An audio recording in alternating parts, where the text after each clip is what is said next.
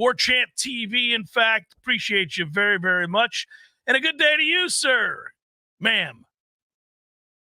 For listening to the program, we are forever thankful. And let's get the week started right with 3 full hours of the JCS today. That's the way it's going to be. We're back. We're back to where we always needed to be and should have been. And that's because of you guys. Appreciate it. Lots of listeners, lots of folks wanting to get involved with us commercially as well. And we needed to make room and do the right thing. So here we go. Let's get back after it. That means we're going to kind of feel our way through these 3 hours again. And what I mean by that is,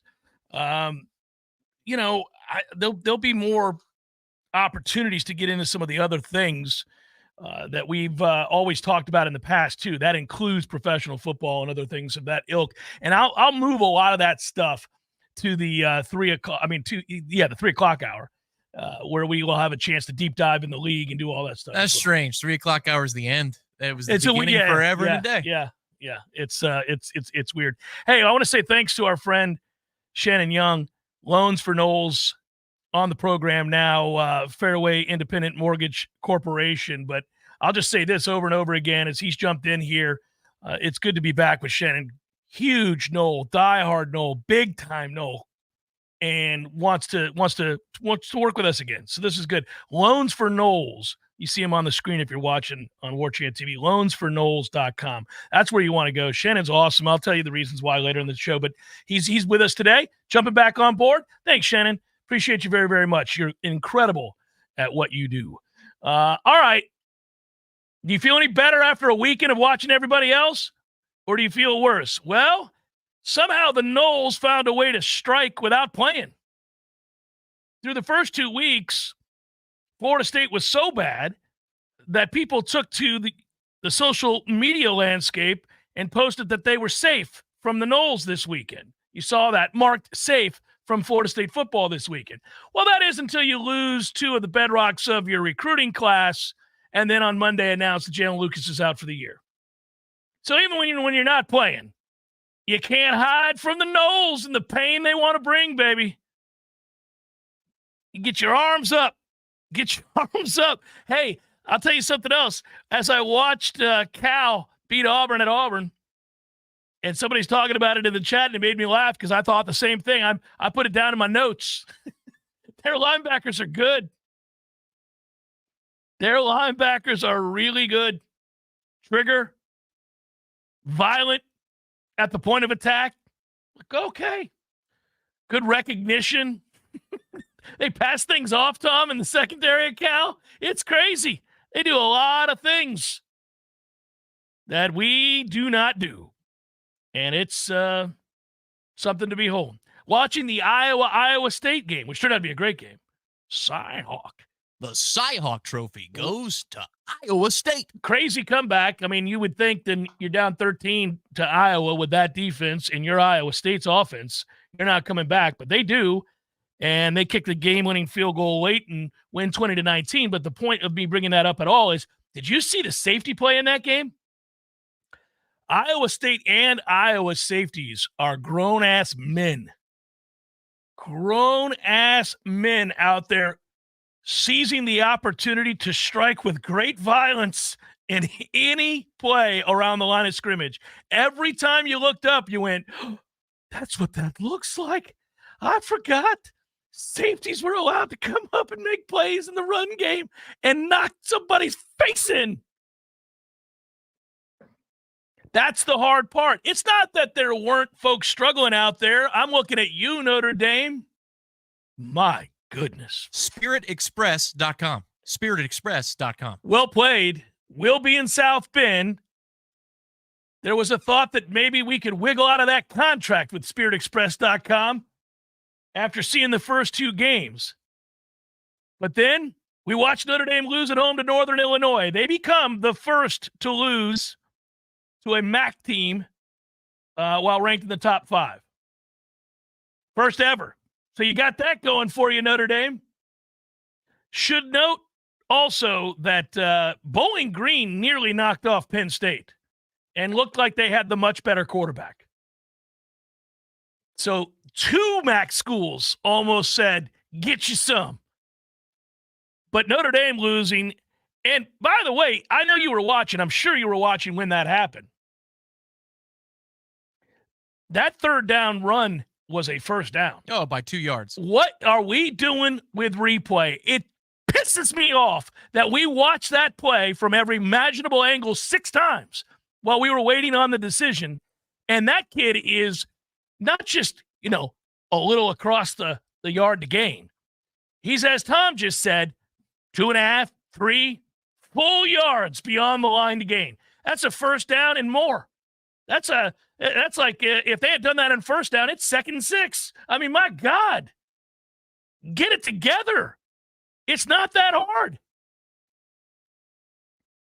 Screwed that up.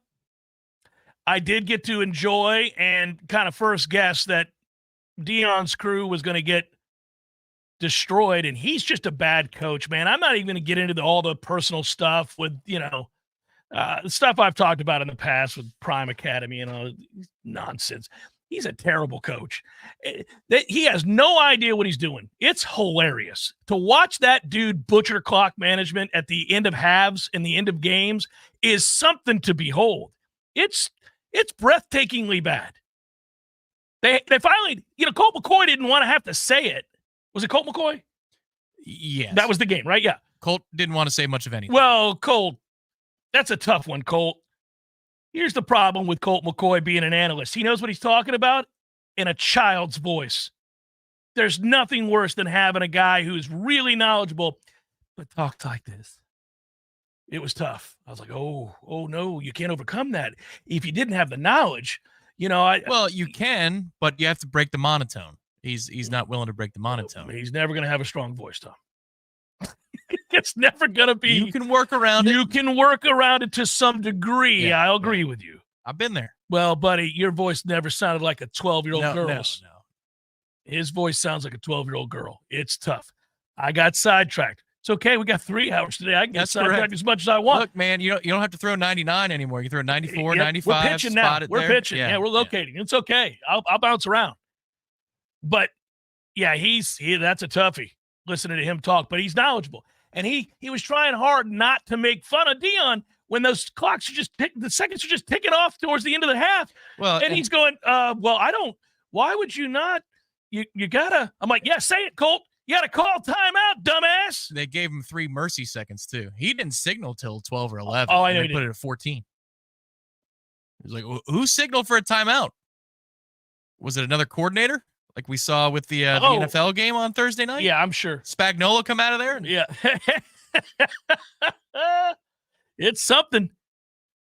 But, yeah, that was – they have no interest in running the football at Colorado. They can't run the football at Colorado. They don't try to run the football at Colorado all that much. He's getting Shedeur killed, which, whatever. I don't care. They're terrible. And they're going to have a hard time winning 3 games. Everybody's going to run on them because they can't stop it. And they'll just throw away from 12. Yeah. Yeah. It's man. Yeah, it's going to be a long – things like that made me feel okay this weekend where you're seeing parity to a greater level. I really thought that when COVID eligibility exhausted and you have 6th-year and 7-year players, out of the game, that it would return to the oligarchy the way we used to know it, where it's just a bunch of favorites and it's a matter if they cover by 38 or 42, But there still is enough. There's enough out there on a quote-unquote dead weekend. Now, we're going to put that to the test this weekend. The slate this weekend's awful. We're going to put it to the test for crazy upsets. But what made me sad was during the weekend I did extra work on us. And when you turn over a rock and then you do a feature with Dominic Robinson and he breaks down stuff, we whittle it down, but there was about 49, 50 minutes worth of breakdowns. We took it down to 43. A lot of tape to work with. Correct. A lot of opportunities. And his breakdowns are exceptional. It's just that they're telling us things that we don't want to hear. Oh, but we already knew. But we knew. But the degree to which, though, that's the learning curve is like, okay, we know that they look like they're unprepared, but the why of it all at once, you feel better because it's explained, but then you feel worse because it's basic. And then yesterday I completed a little, I was talking about last week, a running game look in and charting things individually. And then I'm going to guess. Can I guess something? I normally when we're in a video, we can't talk over each other, but we can on a show. We can. So I'm just interrupting you to be rude. That's not why. I'm actually interrupting you because I'm going to guess something here that I know that had to disappoint you. We can't do what we've always wanted to do and that we once did really well. We can't run counter. Correct. And we can't run against six-man fronts this year. That was the thing, because the talking point coming out of Tech was, well, they're teeing off against the run. They might be with late blitzes, but if you're talking about the point of the snap, how loaded is the box? Right. I counted, so I had 35 plays that qualified. I'm not using sneaks. I'm not using goal line plays. Yeah, you throw out quarterback garbage scrambles, plays. sacks, all that kind of stuff. So 35 plays through 2 games qualify in the run category that I'm looking at. 22 of them with 6 men or 5 men in the box. Yeah, neutral box. You had an opportunity. I ain't even neutral anymore because we have condensed sets. Yeah. So 6 men. And you couldn't block it. After our first drive of the season, we're averaging, I think it's between 2 and 3. I have to go back and look at the article, but between 2 and 3 yards a carry. 6. Brother, man, what are we doing? Oh, we're sucking. Right. That's what we're doing. The games themselves gave me a little bit of hope, but then looking at our data, I'm like, ooh. Not good data. I don't know. Trending in the wrong direction. Good thing Tech killed Syracuse to make us feel better about ourselves. You knew when that game kicked off, Syracuse was going to win that game because of course they did. Because of course they did. 3-man front, and they're coming down playing the run. Good God, and man. Their quarterback looks great. McCord. Fantastic. Absolutely fantastic. He looked unbelievable. He had all the answers. I kept thinking this guy, he knows the answers to the test. McCord for Heisman.com. Forget about it. He's good. I'll get back to us. Let me dwell on that awful Notre Dame loss. Marcus Freeman as a 28-point favorite. That'll hurt your feelings. I'm going to try to be fair to Freeman, all right? Notre Dame fans do not want me to be fair to Freeman, but I'm going to be fair for 1 second. In his brief time as Notre Dame head coach, Tom, he has 8 wins versus ranked teams. That sounds pretty good. He has 8 wins versus ranked teams. He's also lost, and here's the bad part. Here's the but, ... He's lost at home as a 3 or 4 touchdown favorite 3 times already. 3 or 4 touchdown favorite 3 times at home. Can we make it 4 this November? SpiritExpress.com. So Northern Illinois was the latest. And how about that guy's post-game interview, buddy? Bless his heart. I love that dude. Goodness gracious. They believed. Yes, they did. That was awesome. But he's lost to Marshall and App State. Got stomped at Stanford, too. I forgot to throw that one in there.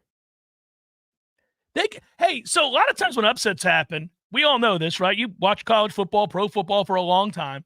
You can watch a game, you can see an upset happen, and you're like, well, I mean, come on. Kind of felt that way last year after the Clemson-Duke game, where everything that could go wrong for Clemson inside the red zone did. I mean, literally bizarre things. Yeah. Mm-hmm. Not just like you didn't punch it in, but it was a scoop and score the other way for 95 yards. It was, you didn't just fumble. They scored on it from their own 5, that kind of a thing. But this wasn't that. Northern Illinois outgained Notre Dame by 100 yards. They were the better team. They were better than Notre Dame.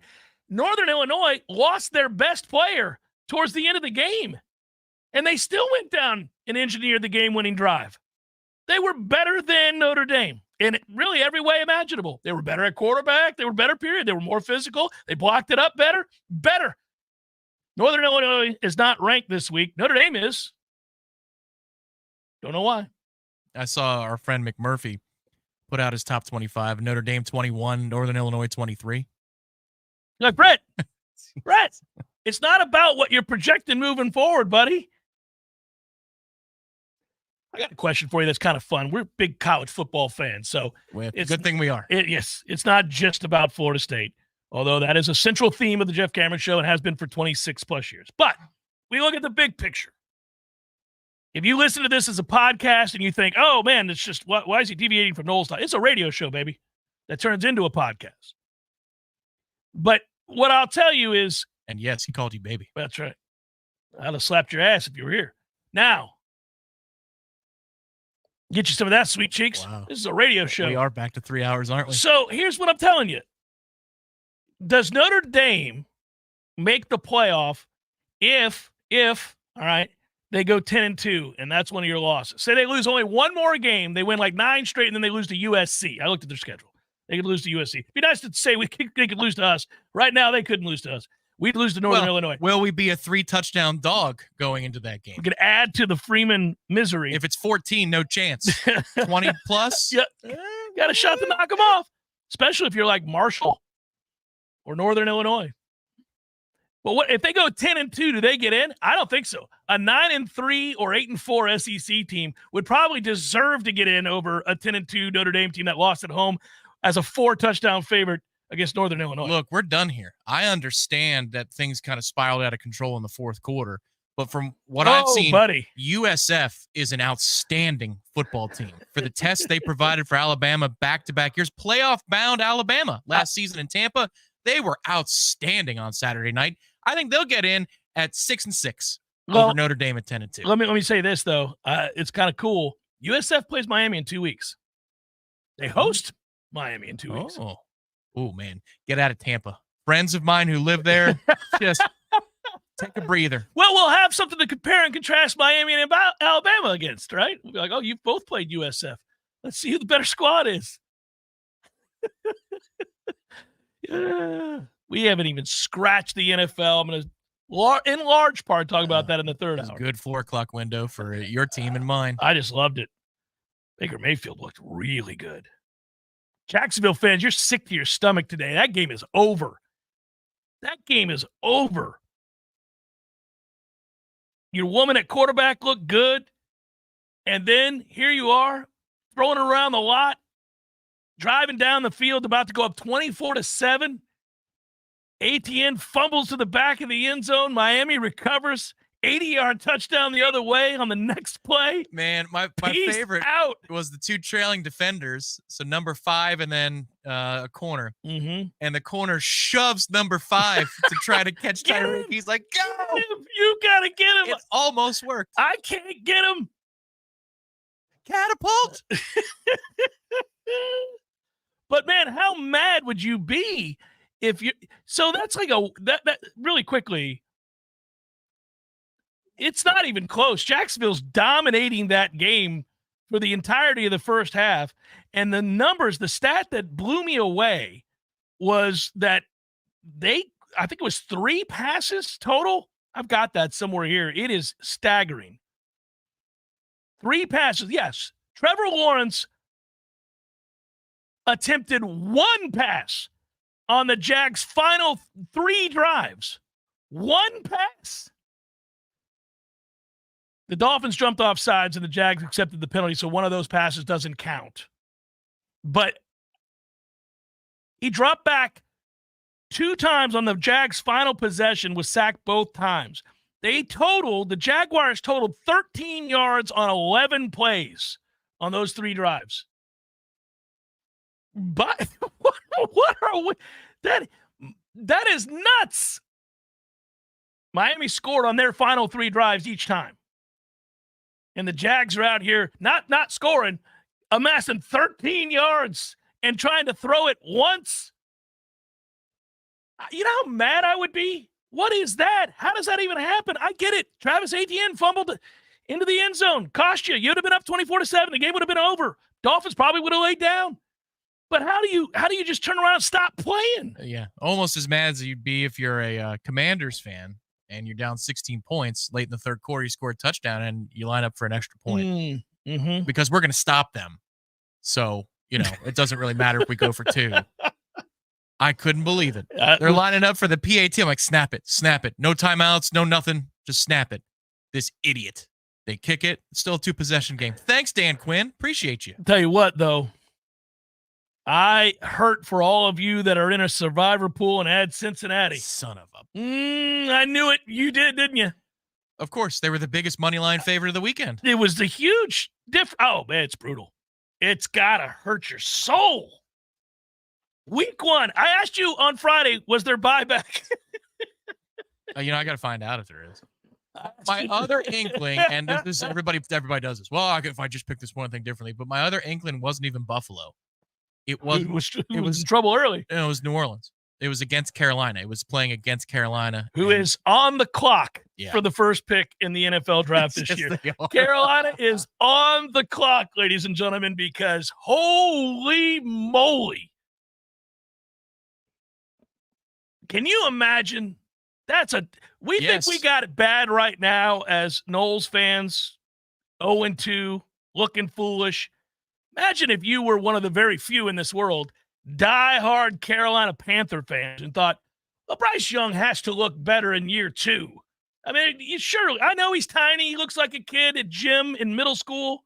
I got it with his little backpack, that picture that was tweeted out earlier this year when he was walking into camp, and I was like, oh, he got smaller if that's possible. But then you watch that game and you're going, oh, no. He looks like a baby, like a little baby. A baby. He looks like my son Bryce, who's a junior in high school, would whoop his ass. Like you can't be an NFL quarterback looking like some high school junior's going to whoop your ass. Somewhere in the neighborhoods outside of Charlotte yesterday, there was a husband talking to his wife, "Hun, Sundays are free." The Delhomme jersey's finally starting to go. If this kid just gives me one morsel of hope, I'm going to get a Bryce Young jersey. It's time to retire the Delhomme. And then that game. Bryce Young needs to go get a DEXA scan. I'm worried about him. His muscles are shrinking. His bone density is... Their color scheme's not all that different from Carolina's. It's just awful. You can save right now if you went and got a DEXA scan. That's right. Use discount code, Jeff25. That's right. 25% off any of the services at DexaFit. Jeff25 to get that. You get your DEXA scan results immediately. You can use their app, which is free. It's awesome. Gives you a letter grade for your current body composition. That can be tough. If you walk in there knowing you're a little shaky in the fitness department, they're going to shoot you straight after that DEXA scan comes out. Like, look at that, man. Look at these flabby-ass arms of yours. But they're better than that. They're not going to say that. They're going to let the DEXA scan say that. And then they're going to tell you, we can fix it. We can fix it, and here's what you need to do. And, oh, by the way, use this promo code Jeff25 and save 25% on fixing it. That's right. DEXA scan will let you know good, bad, and everything in between. Save some money. Go do it. Jeff25. Jeff Cameron Show 93.3, Real Talk Radio, Warchant TV. I'm Franklin, and I've been a Paul's Termite technician for well over 10 years. Working for a great company like Paul's Termite and Pest Control is a blessing for my family and myself. I get tremendous satisfaction knowing that the work I do helps protect most people's biggest investment, their homes, the place where they raise their families and build lifelong relationships. Paul's is a company that stands behind their commitments to customers and employees, and that makes me proud to represent them. I'm Jay. Having the privilege to work with people like Franklin and all of our employees is truly an honor. There is no doubt that the staff of Paul's Termite and Pest Control is the best in our industry. All of our people are local, and local really does mean something. We are North Floridians. Our kids go to school here. We shop here. We build relationships here, and we honor our commitments. To all of our customers, thanks for trusting us to protect your family, pets, and home. For the elimination of termites, any other pests, and a greener lawn too, call Paul's. We'll get them all. Howdy, folks. Jeff Cameron here to tell you about my friends at DEXAFit Tallahassee. What is DEXAFit, you might ask? Well, it's where you want to go if you're looking to elevate your health and fitness journey. DEXAFit's exclusive services include AI-enhanced body scans, VO2 max fit testing, and RMR metabolism analysis to provide detailed insights into your body composition, cardiovascular fitness, and metabolic well-being. Sounds like a lot of science, but that's because it is the most advanced science available. In fact, that's a good thing, right? DEXAFit gives you immediate detailed insights about your body composition, provides a customized plan to improve on troubled areas delivered in an easy-to-navigate mobile app so you can share the information with your trainer or even your doctor to find the most direct path to your peak health. Check out DEXAFit Tallahassee, the most accurate and most state-of-the-art body composition scanning and fitness planning available. Located on Capitol Circle Northeast, directly next to Bumpus. Check them out online at DEXAFit.com and tell them Jeff Cameron sent you. DEXAFit Tallahassee. Know your body and transform your life. Let me tell you about my friends at Tried and True Consulting, a Seminole-owned business that specializes in payments and business solutions. Tried and True's core expertise includes card, ACH, point of sale, mobile, e-commerce, and hosted payment solutions. Tried and True will help you reduce costs and increase your bottom line. That always sounds nice. Whether you're a retailer, restaurant, licensed professional, or service industry, Tried and True is saving you money. Tried and True's expertise extends to payroll, video menu ad boards, IT services, web design, and social media. It's time to make one call and tell the competition to take it on down the road. Call Don or Joe today at 844-464-6653. That's 844-464-6653. When you do business with Tried and True, they contribute 10% of the net revenue to the battle's end. So go Tried and True today. Call 844-464-6653. For nearly 2,000 severely injured veterans, everyday life has become filled with barriers. So we build specially adapted homes at Homes for Our Troops. And thanks to our donors and supporters, this life-changing gift of freedom is provided mortgage-free to these veterans. But we need you to join us too in completing this important mission. Please visit hfotusa.org and help build homes and rebuild lives. Warning, the following ZipRecruiter radio spot you are about to hear is going to be filled with F words. When you're hiring, we at ZipRecruiter know you can feel frustrated. And you can spend a fortune trying to find fabulous people, only to get flooded with candidates who are just fine. Fortunately, ZipRecruiter figured out how to fix all of that. We find the right people for your roles fast, which is our absolute favorite F word. Just go to ZipRecruiter.com/free to try ZipRecruiter for free. That's ZipRecruiter.com/free. The Jeff Cameron Show is a production of the Warchant.com Multimedia Network. Check out Warchant.com today for the latest news inside Florida State athletics. That's Warchant.com. Now, back to Jeff on Real Talk 93.3.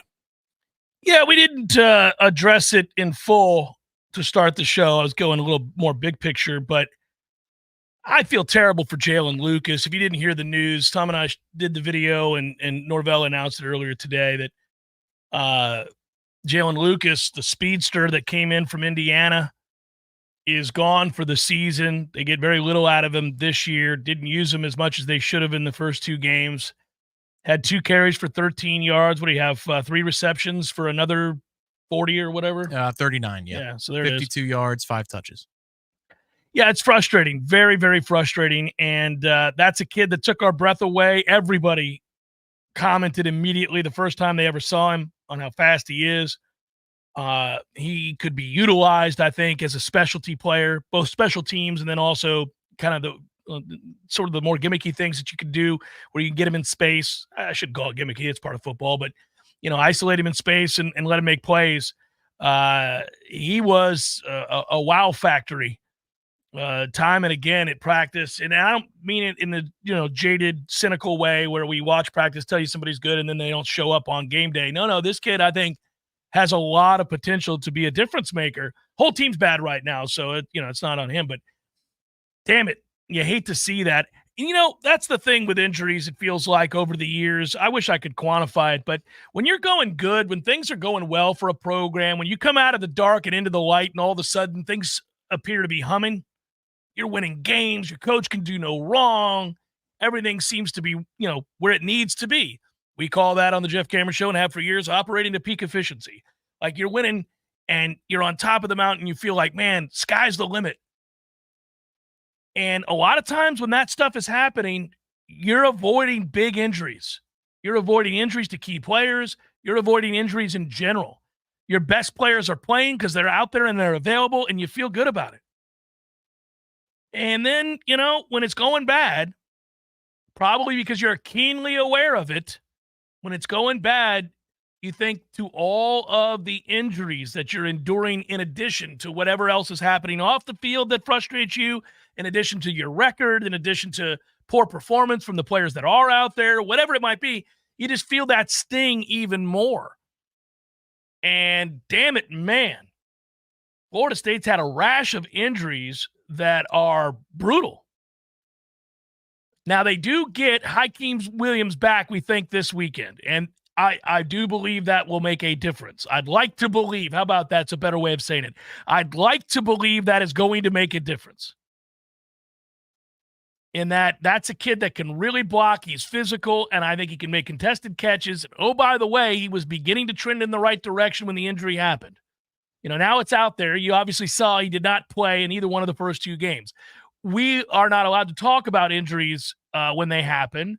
We can't even speculate when they happen about what it means for a player. That's why you didn't hear us talk about it on the show. I would just continue to move on when talking about the receiving core. And a lot of you, before the season began, were wondering, well, how come we're never talking about Hakeem Williams? How come you guys never bring him up when you bring up receivers? Is he having that bad of a camp? Has he fallen? What's going on? Is he falling? Is he failing as a 5-star? Is he not what he was supposed to be? All these things. We weren't allowed to talk about it. But now that we know he's coming back, and Norvell has talked about it, right? I can tell you I was at practice when he got hurt.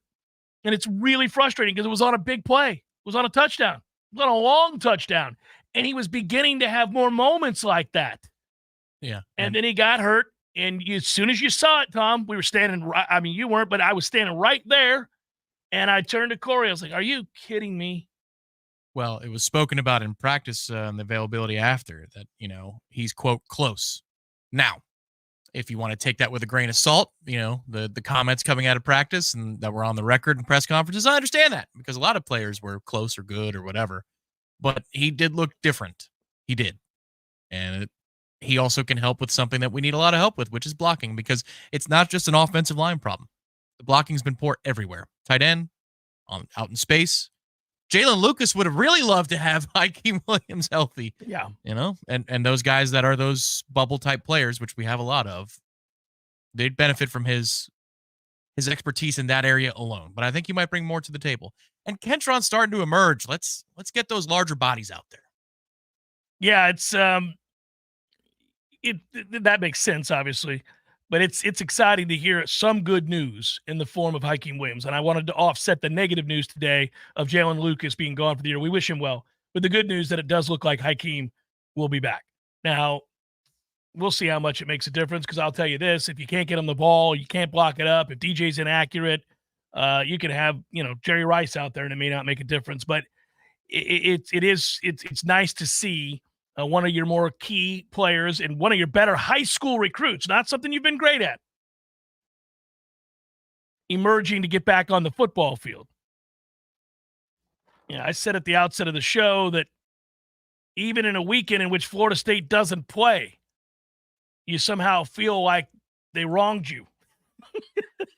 You heard of an injury today, and you lost 2 big-time recruits on the defensive side of the ball over the weekend. Now, here's the thing, again, about high school recruiting. When you're recruiting kids out of high school, you get more than one shot at them. I'll give you a good example. Marvin Jones. You lost Marvin Jones to Georgia. You recruited him out of high school, desperately wanted him. He got to Georgia. Didn't work out for him. He wasn't happy, either with playing time or whatever the scheme. I don't know. Wasn't happy. But you were second on that list of teams through high school recruiting. So what did he do? He turned to Florida State. You really don't get that shot when you do it out of the portal. You got to keep recruiting kids. So when you lose a kid, especially this early,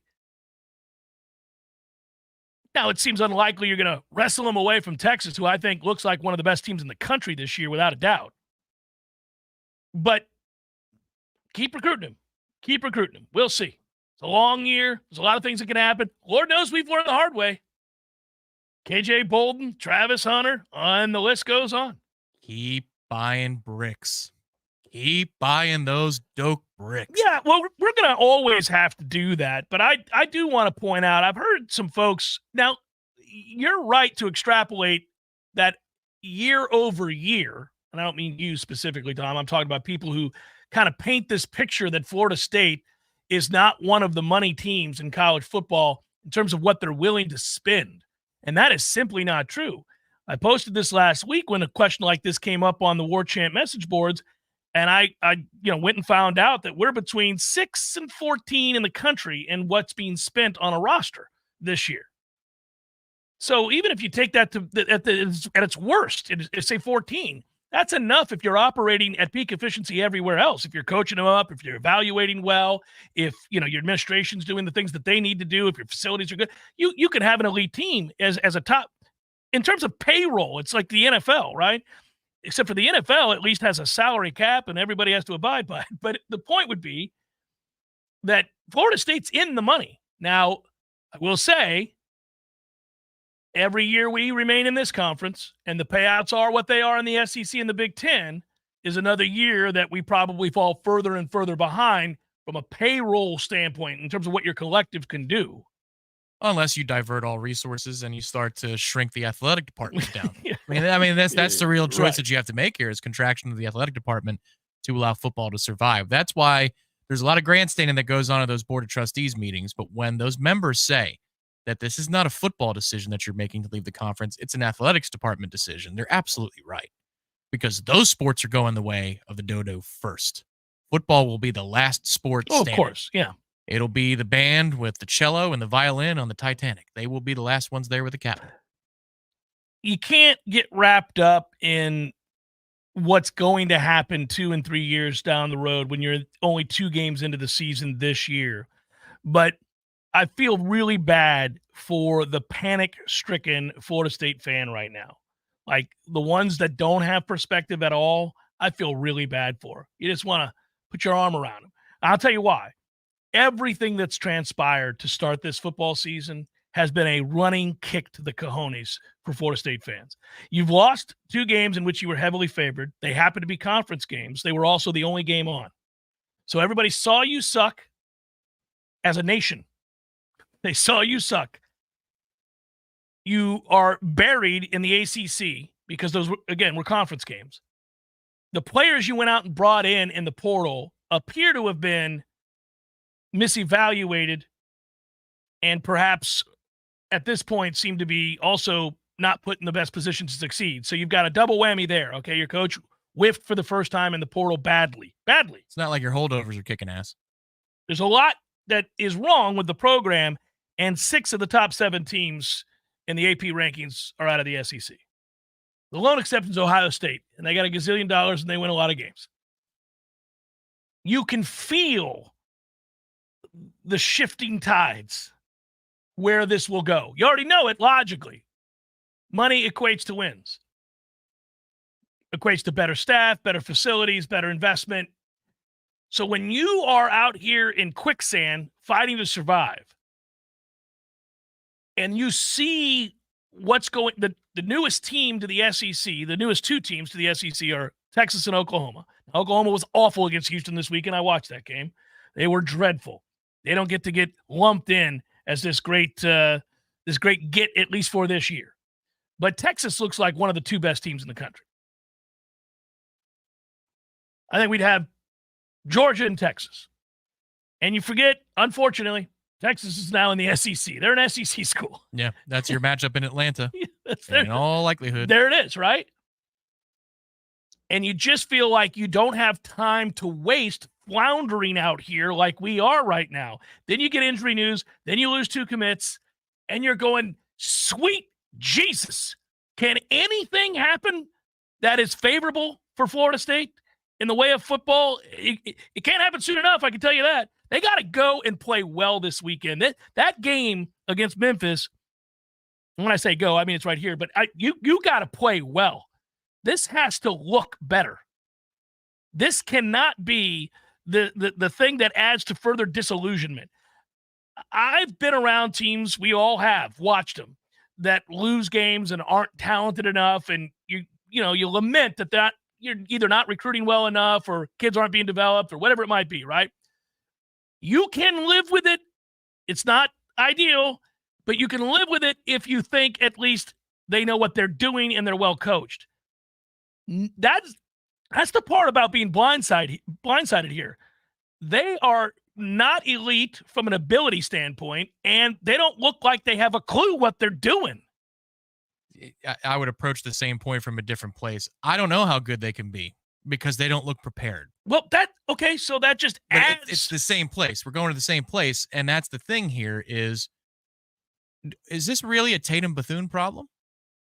You're telling me that the only reason we've communicated well in the last 4 or 5 years is Tatum Bethune whoops ass at it, and Kalen DeLoach, and he had almost a telepathic conversation before every snap? Like that they could read each other's minds. That's it? Now, I will say Shaheem does look like he knows where everybody needs to be. He knows where everybody's supposed to be. He's not making plays, but he knows where everybody's supposed to be. He's communicating, and he's doing everything he can to get everybody where they're supposed to be before the ball is snapped. That's what it appears. Yeah. Well, you've had years to be ready for the replacement for Tatum Bethune. It reminds me of the discussion of, is Stickle really our backup center after all these years? Yeah. We've had years. You go from preschool to 4th grade. That's how much time. You think about how much a kid grows from preschool to 4th. You've had that much time to be prepared for a backup center. And you've had almost that much time to be prepared, 3 years or so, for the Bethune thing to be done. And we can't communicate. Really? No, all of it is maddening. And an offensive line that was as touted as one could be by the head coach. Right. Is not any good at all so far this year. Yeah, that's the other side. On defense, I don't know how good they can be because they're thinking their way through things. Yeah, they're not. So you're taking away speed. I mean, how many tenths of a second in a 40-yard dash is that worth? A lot. Well, this is why I say, and they look slow for that reason. Yeah, and you can't undo what's happened. What you can do is go out and play well. You can look buttoned up. You can look like you know what you're doing. You can trigger. You can tackle. Your run fits can be sound. You can have some semblance of, a seamless-looking offense. You can do something. Now, I'm not saying you're going to win. You may not be good enough, but I don't like to wonder whether or not you have any idea what you're doing. It's Jeff Cameron Show, 93.3 Real Talk Radio, Warchant TV. Your local news now. A female student has been arrested after bringing a handgun to McIntyre Park Middle School in Thomasville. The firearm was safely secured and there were no reports of threats or injuries. The gun was seized after another student alerted McIntyre principal Courtney Davenport after they saw the gun in the student's bag. The principal acted swiftly, collaborating with the school resource officer and local law enforcement. The handgun was secured safely and the student involved was taken into custody by the police. The news comes just a day after 2 students and 2 teachers were killed in a shooting at a high school northeast of Atlanta. Human remains were found on the north side of Thomas County Wednesday, according to the Thomas County Sheriff's Office. Utility workers discovered the remains near Hansel, Chastain Road, and Hall Road. Authorities are collecting evidence at this time. The victim's identity and cause of death are unknown. Whether foul play is suspected will be determined at a later date. This is Rachel Anae with Real Talk 93.3 Local News Update, brought to you by Macklemore Systems, Tallahassee's go-to Mac store. Check them out online at MacklemoreSystems.com. This is meteorologist Paul Trombley with your Real Talk 93.3 weather update. Slight chance of thunderstorms this afternoon. Otherwise cloudy. High temperatures reach up to 82. Northeast winds 5 to 10 miles per hour. Cloudy skies expected again tonight. Slight chance for storms. Lows dip down to about 71. Overcast skies tomorrow. Chance of thunderstorms. Daytime highs approaching 85. This report is brought to you by the Lawn Johns. For all your landscaping and lawn care needs, visit thelawnjohns.com. Right now, it's 77 degrees. Every journey starts with a first step, a daring step. But what they don't say about first steps is that you have to keep going, taking step after step, and eventually you take a big leap, accomplishing more than you ever thought possible. After 57 years, Tallahassee Community College has soared even higher, and we're now officially Tallahassee State College. We invite you to take a step and visit Tallahassee State College. Learn more at tsc.fl.edu. This is Shannon Young with Fairway Independent Mortgage Corporation. Sellers, are you stuck between wanting to sell your home and waiting for rates to fall? Are you worried about the contingency of having to sell your home? What if you didn't have to? With a 2-1 rate buy down, you can lock in a lower interest rate for the first 2 years of your mortgage and get the home you want now, all while having a higher chance to buy that next home with the contingency of selling yours. If you wait for rates to fall, you risk more competition, sellers less likely to wait, and paying more for that next property. If you're stuck, we need to talk. Give me a call at 954-369-6171. Again, this is Shannon Young with Fairway Independent Mortgage Corporation. That's 954-369-6171. And don't forget, for every loan we close for our fellow Noles, I will personally donate $250 to the Battle's End. Equal housing rent. NMLS number 373031. The Jeff Cameron Show is a production of the Warchant.com Multimedia Network. Check out Warchant.com today for the latest news inside Florida State athletics. That's Warchant.com. Now, back to Jeff on Real Talk 93.3. I'll give the answer to the question I did read during the break that was in the chat. There were lots of them, but I happened to read this one, and it was, what hope do you give the panic-stricken fan? Well, that Mike's done it before. He built it to a place where the expectations could be where they were coming into this season. I'll grant you, we have fallen flat on our face to start the season, but the expectations were high because of a 13-0 season. And one that was desperately adrift when he got here turned into a top 5, top 6 program relatively quickly. Now, there are lots of parts about the process and things that maybe got covered up by some really upper crust play from elite players that are now in the league. And when you fail, when something goes south after those players leave, you have to go back and look and see, well, where did we miss? Did we just misevaluate the talent we had? Did we think we were closer than we really were? Like, Mike has to ask himself this question because he's the one who decided to go out and hit the portal hard this past offseason. He could have just stayed the course with his high school kids and maybe taken a player here or there. But he went out and got a lot of players from the portal, which tells me that he thought they were close to either being a playoff team or a defending ACC champion type team. And this team doesn't look like that. They don't look like that they would be able to compete at that level. So he misevaluated what he had and what they were, and then he went out and got the wrong guys. And he hasn't exactly coached them up. So this has been a disaster, this unmitigated disaster so far. But I don't think Mike suddenly forgot how to coach. And I do think that this will help shine a bright spotlight on your day-to-day operation, your process. There's a breakdown in that. Now you've got to go and reassess how that happened. Did we become lazy? No, I don't think he's lazy. I know how hard he works. But again, Tom and I were talking before the show. In fact, like you can define this differently. Like you could have gotten lazy in other ways beyond just, this isn't a case of Mike showing up at 8 a.m. instead of 5 a.m. like he's done in the first 4 years of his time here. No, he's still vigilant about schedule and all those other things. But did he feel like he had succeeded and that they had succeeded and that his coaches had done a good enough job to where they went 13-0 and they're beating their rivals and good Lord, they're on the national stage, right? They beat LSU back-to-back years. So you could look at it and say, okay, I've got it rolling now. I want to turn my attention to some other areas that I couldn't afford to look at or take the time to look at when I was building this thing back up into a place of competitiveness. But maybe along the way, you began to overlook some things. Maybe you trusted some folks a little too much. Maybe you weren't as vigilant in other aspects of what your day-to-day operation consisted of. So now, Tom, you're thinking maybe he's got to be a micromanager. You're like, now all of a sudden, you can't trust anybody now. You're the head coach. You just got a huge fat raise. It's not a good look to get a huge fat raise and come out here and look like this. So he's mortified because I think Mike is committed and as a hard a worker as there is. So I don't think this is like, oh, well, screw it. If I get fired in a couple of years, it doesn't really matter. I'm rich. That's not Mike. So I think that he's probably absolutely thinking a lot about what has to change this offseason, but he's also got to think long and hard about what has to happen week to week now because you still have 10 games to play, and you can't roll that product out there every week and expect not to have any kind of a class whatsoever. Yeah. Well, you just got done earlier this year having either your representation or yourself in a room with university officials and bullying your way into more concessions, which, by the way, I rooted for. I'm not criticizing him for that because I thought football needed to become even a higher priority than it already was because you're seeing how much money is being spent elsewhere. And so, therefore, you've got to match. And in a way, you have to exceed because of your reputation in the ACC and what happened in the snub. It's almost like you have to overspend for the failure of the selection committee. So that's a problem.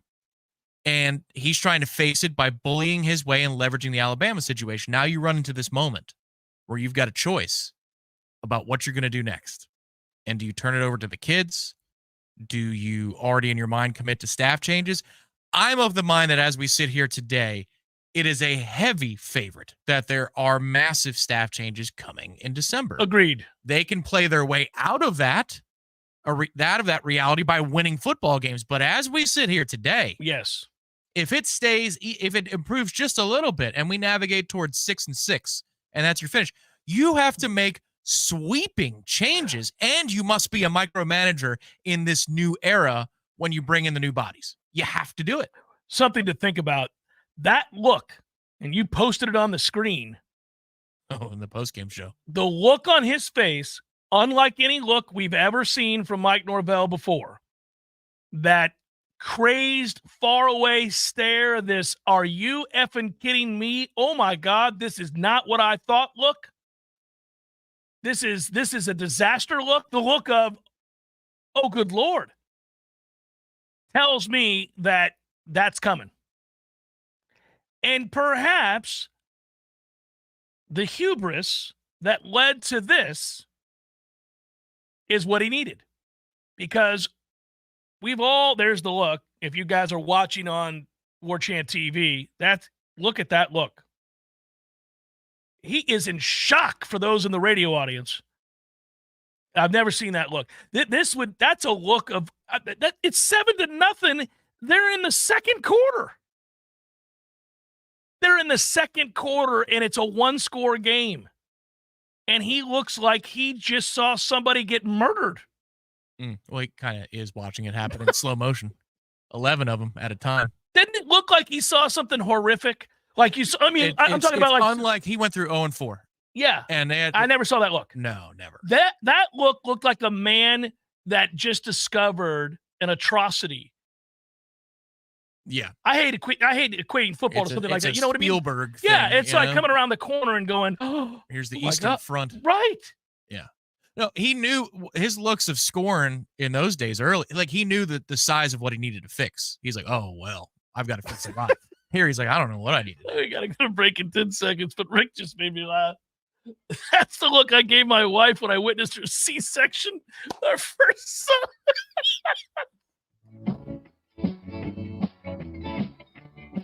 Imagine for a moment that you are completely weightless in zero gravity. All of the weight and worry of life is melted away, and you fall into a state of profound relaxation. This is what you'll find at Tallulah CBD Mushrooms THC in Railroad Square when you try out their state-of-the-art floating pods. While you're there, shop for the best quality CBD, mushrooms, THC, and kava products available. Shop Tallulah today with 6 locations in Tallahassee and the Kava Bar Lounge in Bannerman Crossings. Online at TallulahSmokes.com. Wooden Glass has been taking care of families since 1945. Experienced, reliable professionals who offer only the best, like Wooden's top-of-the-line bath enclosures. Eye-catching storefronts are a specialty at Wooden Glass, and they provide precise installation. Wooden Glass, Tallahassee's first family in glass. Online at woodenglass.com. Call 850-222-5781.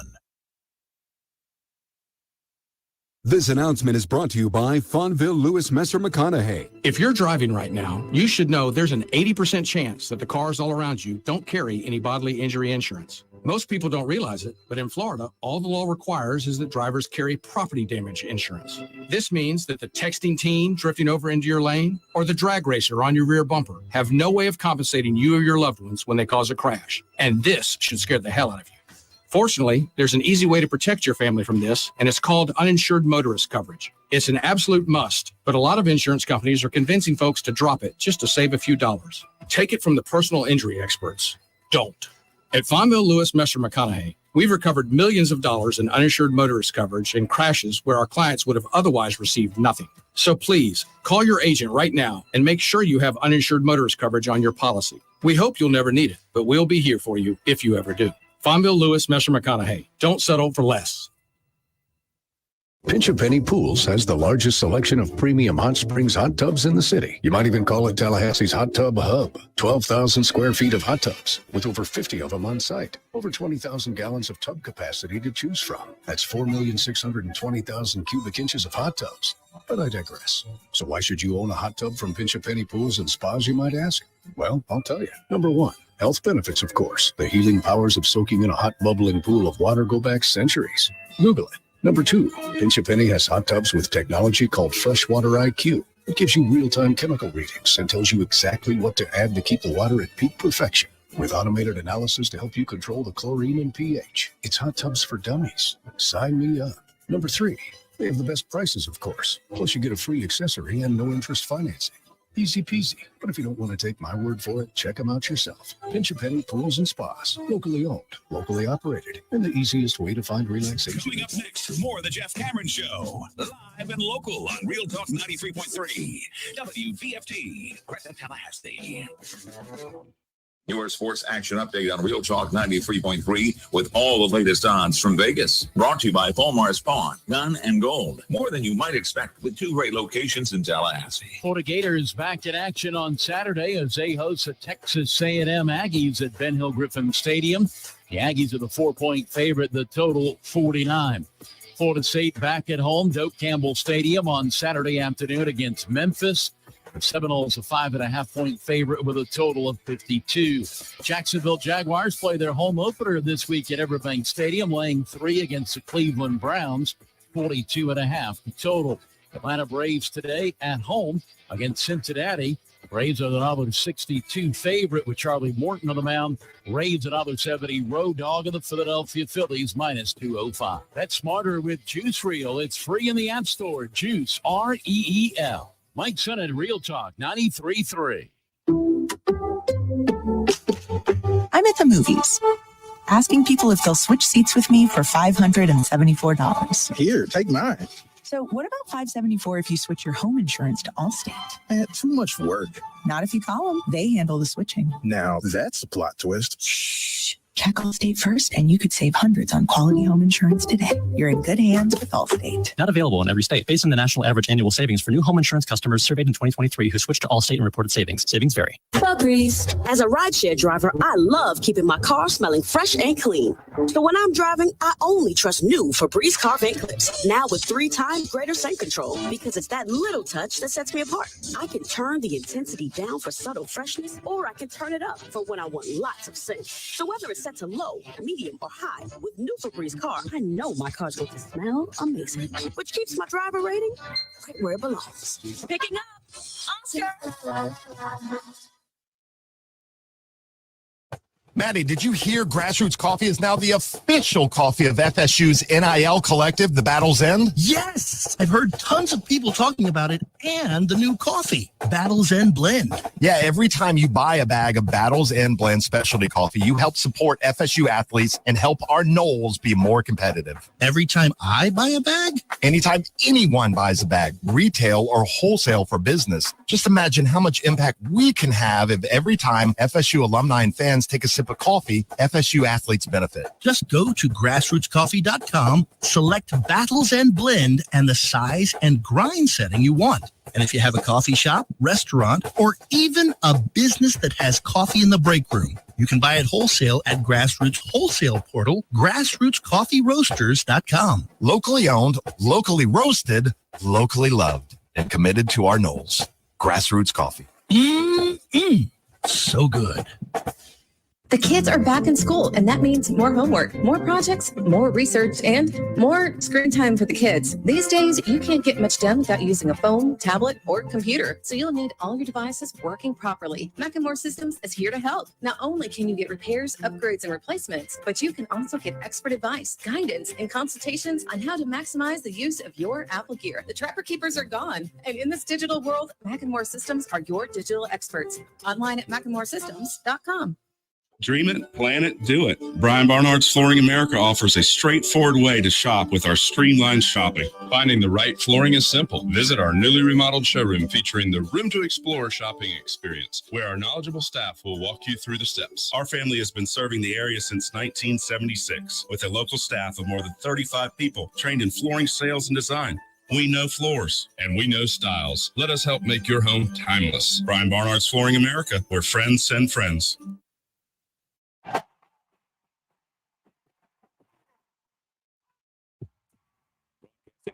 Florida's capital city. This is the Jeff Cameron Show, brought to you by Orange Theory Fitness on Real Talk 93.3. Now, stop what you're doing and listen closely. It's time for the Jeff Cameron Show in 5, 4, 3, 2, 1.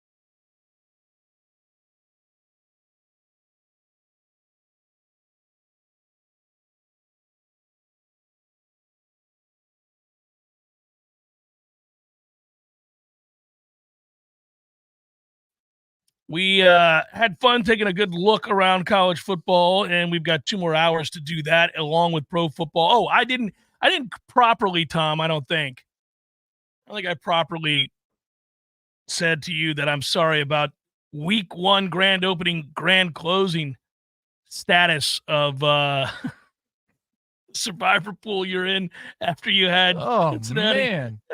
I grinded over that too, but I made the decision on Saturday morning that Cincinnati was the best direction to go. And even with T. Higgins being listed out, man, I'm betting on the sharps being right, that the money line still had not moved and was the largest money line. My only thought was play against Carolina, and I wish I did that instead. Well, as I said, they're on the clock. Yeah. They're the Giants. I know. But yeah, I'm done unless there's a rebuy. We'll see. You know what I found out today? I was kind of writing up my rap for the NFL. There's a couple of things here that really blow me away. 1-9 in weeks 1 and week 2 for the previous 4 years, and then include this season for week 1 for Joe Burrow to start the year. He's 1-9 combined to start the seasons. If you'd known those numbers, you might have run for the hills. Well, and again, with no primary targets to speak of. Well, that's a sorry organization that drafts Joe Burrow when they do, right? He proves himself to be a star. Now, what, are you going to haggle with your star wide receivers? You're going to argue over – you can't. You've got to sign them and let's move on. You can't afford to piss people off. That's insane. So 1-9 in the last 4 years for the first 2 weeks of the season for Cincinnati. By the way, that's a loss we'll be talking about late in the year. Look at how crowded and competitive the AFC is. Imagine, like, when we're getting late in the year and you're talking about playoff positioning, I got something for you. You want to have fun? Let's do this really quick since I'm bringing it up. As you're gathering that, I've got good news for you. Oh, boy. No, it's they went back and reversed it. We beat Boston College. No. We're 1-1. That's on a personal note. Radio Clash is now on the board. Oh, buddy. Nice. For the next hour. For the next hour, it is indeed. Okay, so here you go. Just a little NFL note. I got to get better organized now that we're 3 hours, but I have it a little organized. I got a note for you. Okay, you ready? There are 4. You know this. This is for the audience. This is for everybody out there, and we'll all play this game together. Let's join in, everybody. Let's huddle around, and let's do this. Let's have some fun with it. Okay, so we lost. This isn't us. Oh, okay. This is the NFL. 14 playoff teams, right? 14 playoff teams. Mm-hmm. Okay. Mm-hmm. On average, Tom, 10 of those 14 win in week 1. 10 of the 14 playoff teams win their week 1 game. Okay, so they went backwards and they just took the top 14 teams in the country and then did this thing. The NFL. I'm talking about the NFL. Damn it, that's twice I've done that. Yes, okay. the NFL. All right, the NFL. Okay, so 14 playoff teams on average, 10 of those win in week 1, which means 4 don't, okay? Let's play a little game. Baltimore's 0-1. Think they make the playoffs? Yeah. Me too. Green Bay is 0-1. You think they make the playoffs? Ooh. Jordan Love's hurt. Ooh, that's a toughie. Sam Darnold looks awesome. Completed 14 of his first 15 passes. He did. The 15th was almost a pick. Hey, what that's worth. I'm asking again. You think Green Bay's in? I don't know. Okay, so put him over here. Questionable, yeah. All right. Cincinnati, 0-1. Not sure. What, that Jamar Chase thing could, go on for weeks. The Falcons are 0-1. You think they made the playoffs? Probably. I don't know. The Rams are 0-1. Yes, they're in. Jacksonville's 0-1. What say you, Butts fans? Yeah, I think Jacksonville's going to get in. I think Jacksonville's going to get in. How many teams choked that game away. Do you think Indy's good? No. Okay. So they did cover for me yesterday. Well, that's the highlight of the day too. Was they covered for me? That throw was unbelievable. Oh, 69 yards in the air. Nice. On a laser. The loser of tonight's game, the Jets and the 49ers, somebody will be 0-1 out of those two. They're probably going to the playoffs. Probably so, as long as Aaron Rodgers is active and playing. You think the Rams get in? I think the Rams get in. Yeah, yes. They're a good team. That one's like the Ravens. They're in the class. Yeah, they're in. Yeah, they're in. Those two are in. Yeah, so they're you got going in. 2 spots left. 2 spots. So it gets fun. Okay, well, obviously, you guys know I'm excluding the likes of the Giants or Carolina. They're 0-1. They're not going anywhere. I'm excluding Washington. You don't think Denver's getting in? No. Hey, by the way, Bo Nix. What about Cleveland? Buddy. Well, hang on a minute. Okay. So you want to have the Jameis Winston conversation? Well, they are. I know they are. Well, they have to. Can you imagine? Okay, all right, here you go. Defense might be good enough to have them. It's December 10th, 4 games to go, and they're right in the middle of it. Yesterday, I got to go back and look what the total QBR was for all the guys, either that or EPA, right? So the worst EPA by a quarterback, Will Levis, at one point was Bryce Young. Oh, well, yeah, So- sorry. In the non-Bryce Young division, forgive me. 12.6. Daniel Jones, 12.4. They just gave him $40 million. Oh, my God. He was worse than Levis? He was worse than Bryce Young. Wow. At one point. I got to go back and see what he finished at. Joe Burrow has a 12.4. He was terrible yesterday. Deshaun Watson had a QBR of 9.4. 9.4. You could say, well, Watson was 24 of 45. Imagine throwing the ball 45 times for a grand total of 169 yards. Sweet Jesus. 3.75 yards per pass attempt. 3. With a pair of picks. Lest we forget, the man who's addicted to the massage parlor.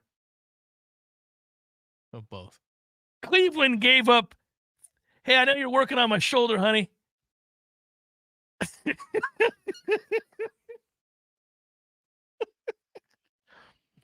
Oh, do you need something with your feet?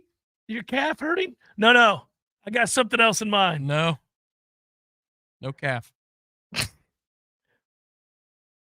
Cleveland, in addition to letting Baker walk, and he looked great yesterday, He did. gave up 3 first-round picks to the Texans for Deshaun Watson.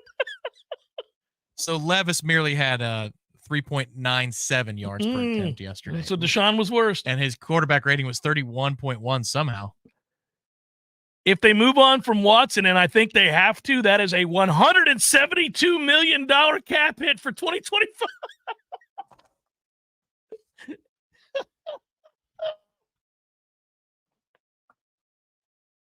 I knocked my headset off. I was laughing. I so feel hard. like Jameis has turned it so he was replaced by Fitzpatrick before his time was up in Tampa.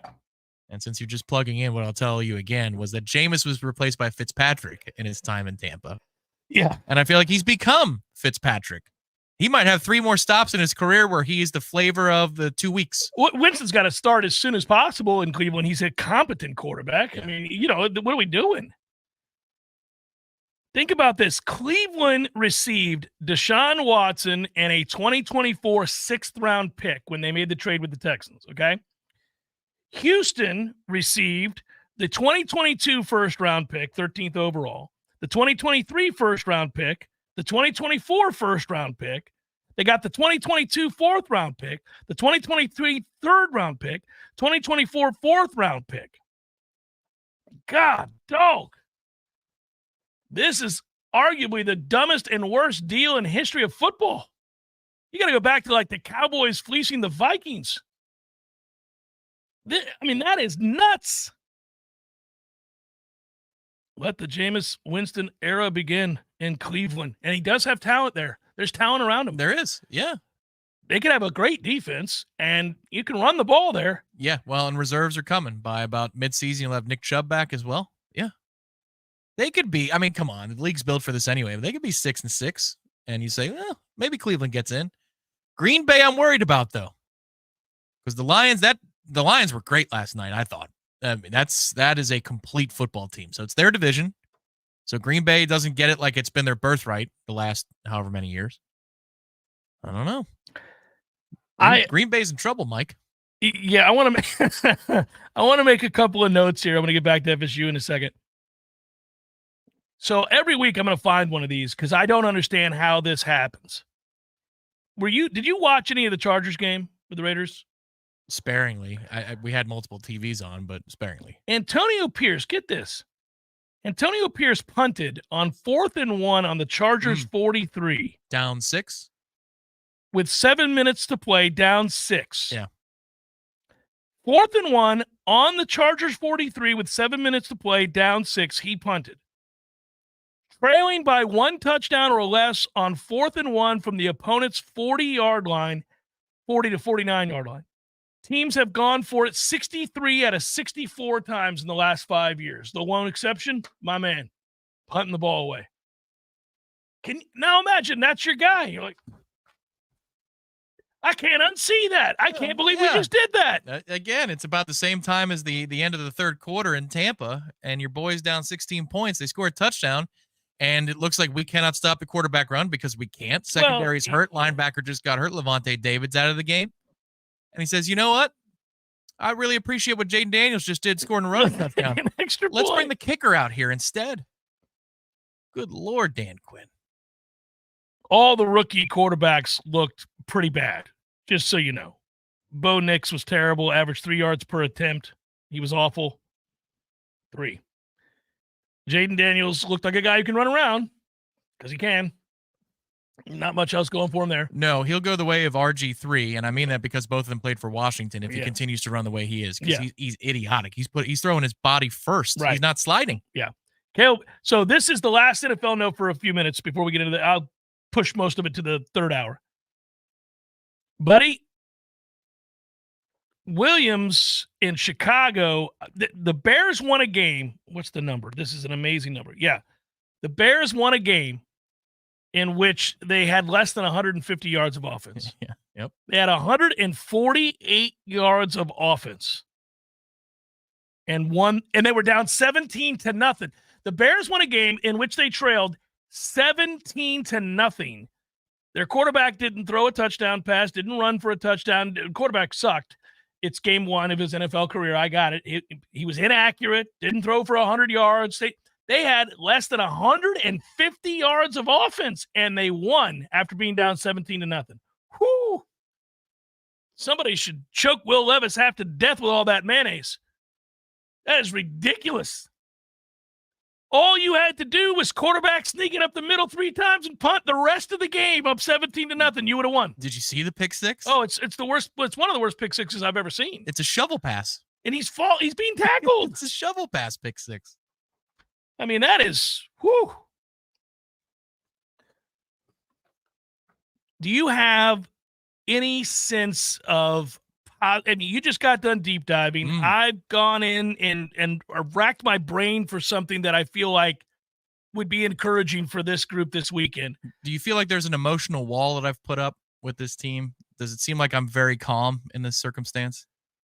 I think you are. I'm calm too. All of us have put ourselves at a great distance from this Florida State team as quickly as possible. They've so shattered what we thought they were and what could be in just 2 games. And again, the circumstances of those 2 games just couldn't have been any worse. Everybody sees them because you're the only game on in town. None of them are played when they're supposed to be played, so you're an ass out on an island. You know, we didn't get the luxury of it at least being a Saturday where other people are filling up the airwaves. Our first game was on a beautiful island, an emerald island. It was. It was. And that team then turns around and loses to Syracuse. So you're like, okay. Yeah, of course they did. All right. They backdoor made it look close. Yeah, it wasn't close. So it's just it's a toughie, Tom. It's a toughie, as I like to say. Do you think that we're going to get anything on Saturday against Memphis that says, okay, here's what's possible? They could go to a bowl. They could go 7-5. They could go 8-4. God forbid they go 8-4, because I'll tell you what.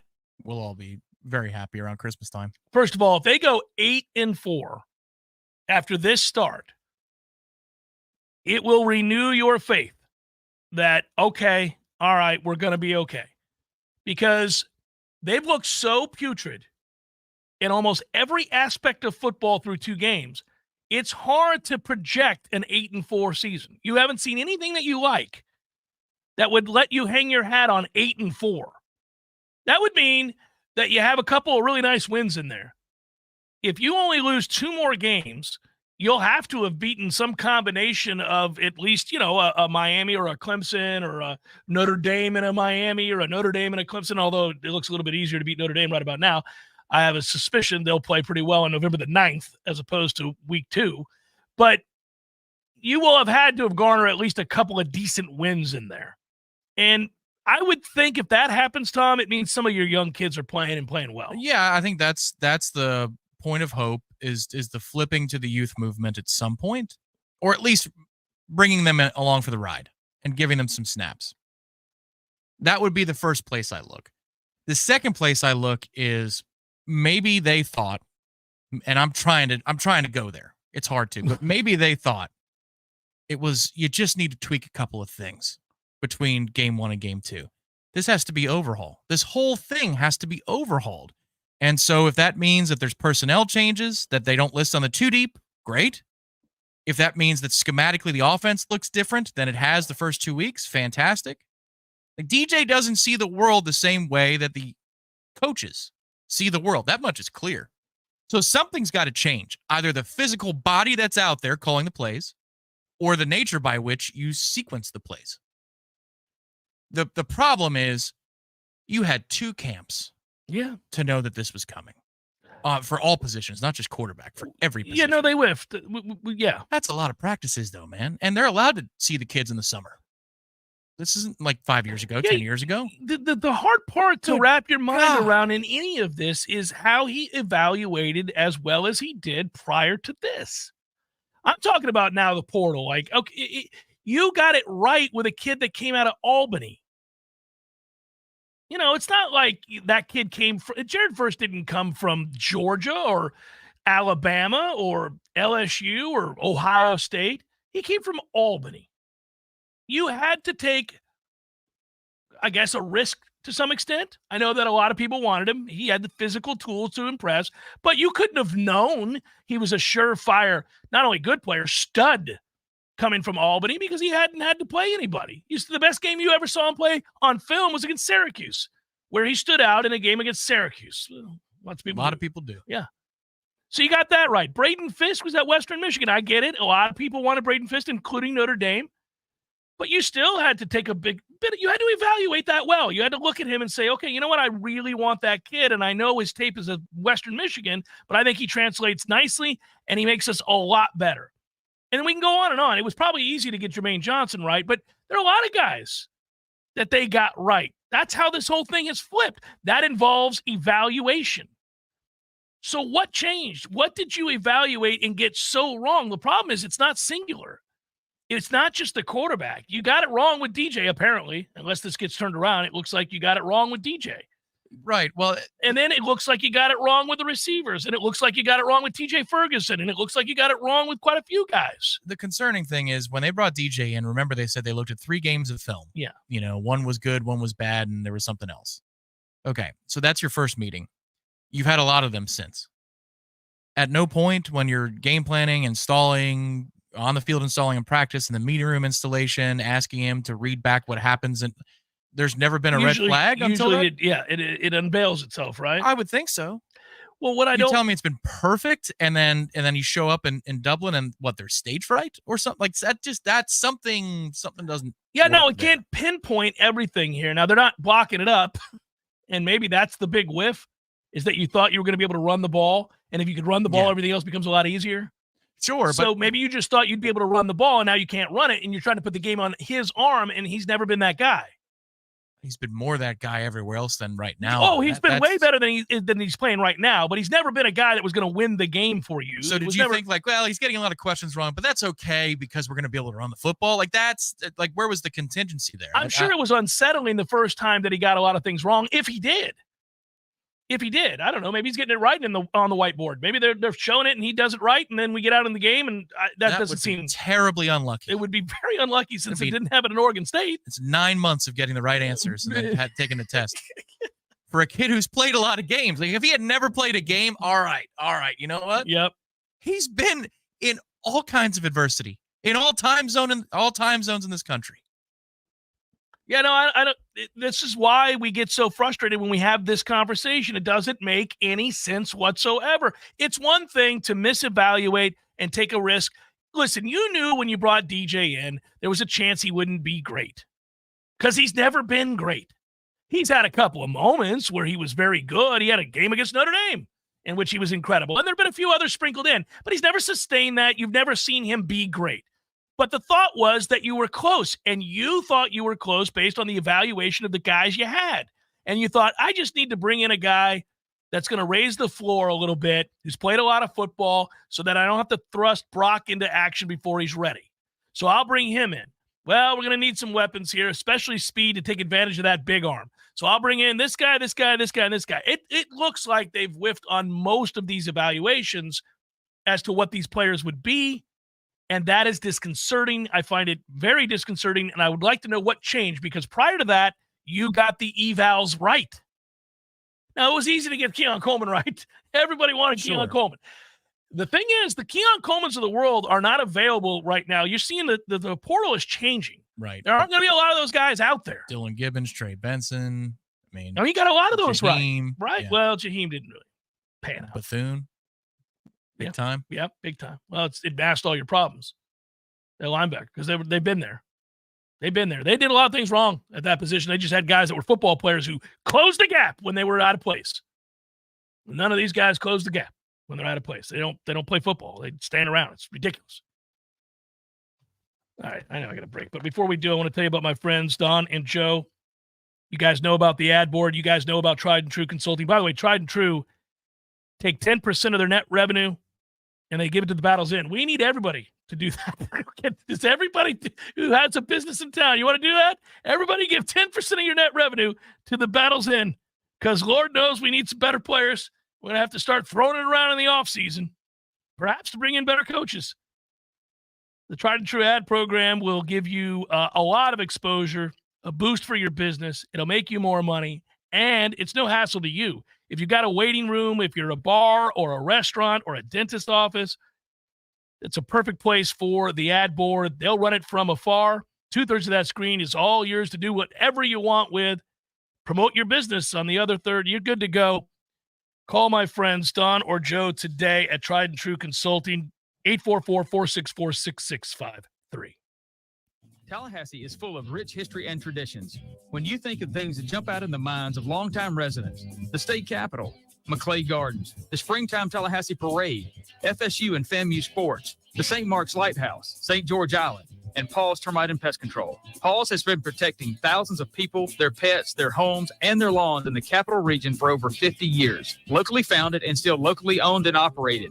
There aren't many businesses in our industry that keep it together that long. Paul's Pest Control has many customers we've been honored to serve for over the last 50 years. We've experienced tremendous changes in how we treat homes and protect the people that live there. We've moved from liquid termite treatments that require drilling into the home's foundation to Centricon, a baiting system which works with their natural biology. We've moved from interior service to exterior treatments for general pests. But one thing we're not going to change is our old-fashioned commitment to personal service for each of our customers, the same way we've been doing it for over 50 years. For the elimination of termites, any other pests, and a greener lawn too. Call Paul's. We'll get them all. Howdy, folks. Jeff Cameron here to tell you about my friends at Dexafit Tallahassee. What is Dexafit, you might ask? Well, it's where you want to go if you're looking to elevate your health and fitness journey. Dexafit's exclusive services include AI-enhanced body scans, VO2 max fit testing, and RMR metabolism analysis to provide detailed insights into your body composition, cardiovascular fitness, and metabolic well-being. Sounds like a lot of science, but that's because it is. The most advanced science available. In fact, that's a good thing, right? Dexafit gives you immediate detailed insights about your body composition, provides a customized plan to improve on troubled areas delivered in an easy to navigate mobile app so you can share the information with your trainer or even your doctor to find the most direct path to your peak health. Check out Dexafit Tallahassee, the most accurate and most state-of-the-art body composition scanning and fitness planning available. Located on Capitol Circle Northeast, directly next to Bumpus. Check them out online at Dexafit.com and tell them Jeff Cameron sent you. Dexafit Tallahassee. Know your body and transform your life. Pinch A Penny Pools has the largest selection of premium hot springs hot tubs in the city. You might even call it Tallahassee's hot tub hub. 12,000 square feet of hot tubs, with over 50 of them on site. Over 20,000 gallons of tub capacity to choose from. That's 4,620,000 cubic inches of hot tubs. But I digress. So why should you own a hot tub from Pinch A Penny Pools and Spas, you might ask? Well, I'll tell you. Number one, health benefits, of course. The healing powers of soaking in a hot bubbling pool of water go back centuries. Google it. Number two, Pinch A Penny has hot tubs with technology called Freshwater IQ. It gives you real-time chemical readings and tells you exactly what to add to keep the water at peak perfection. With automated analysis to help you control the chlorine and pH. It's hot tubs for dummies. Sign me up. Number three, they have the best prices, of course. Plus you get a free accessory and no interest financing. Easy peasy. But if you don't want to take my word for it, check them out yourself. Pinch A Penny Pools and Spas. Locally owned, locally operated, and the easiest way to find relaxation at home. Phone here from Progressive to tell you how you get more than great savings with us. You get customer service access through our mobile app, online chat, or by phone. That's a lot of ways I can get in touch with you. I see what's going on here. You can't name favors, but I'm your number one customer. Actually, we offer all our customers these ways to contact us. I'm sure you give just any customer your personal company contact info. Well, you did call us more than any other customer this year. So in that sense, you are our number one customer. Get help from Progressive through the website, app, chat, or phone. Progressive Casualty Insurance Company and Affiliates. 1 in 4 Americans have a disability. I'm one of them. I'm also a working mom who cares deeply about making sure every child with a disability thrives by getting their access needs met. We've got a trusted ally by our side. Easter Seals provides children and families the foundation for lifelong success through early learning programs, skills training, and prep for college and career. That's my Easter Seals. Make it yours. Join us at easterseals.com. The Jeff Cameron Show is a production of the Warchant.com Multimedia Network. Check out Warchant.com today for the latest news inside Florida State athletics. That's Warchant.com. Now, back to Jeff on Real Talk 93.3. Roll on, Big River. I will talk a little bit about some of the other things we did see in college football, which should be noted, Tom. I think 5-5 again. I am steady struggling.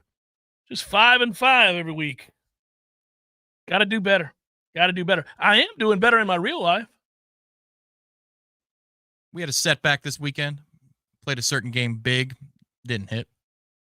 But the props hit. You know Rashad White's receiving over-under? What was it? 20.5. What do you have?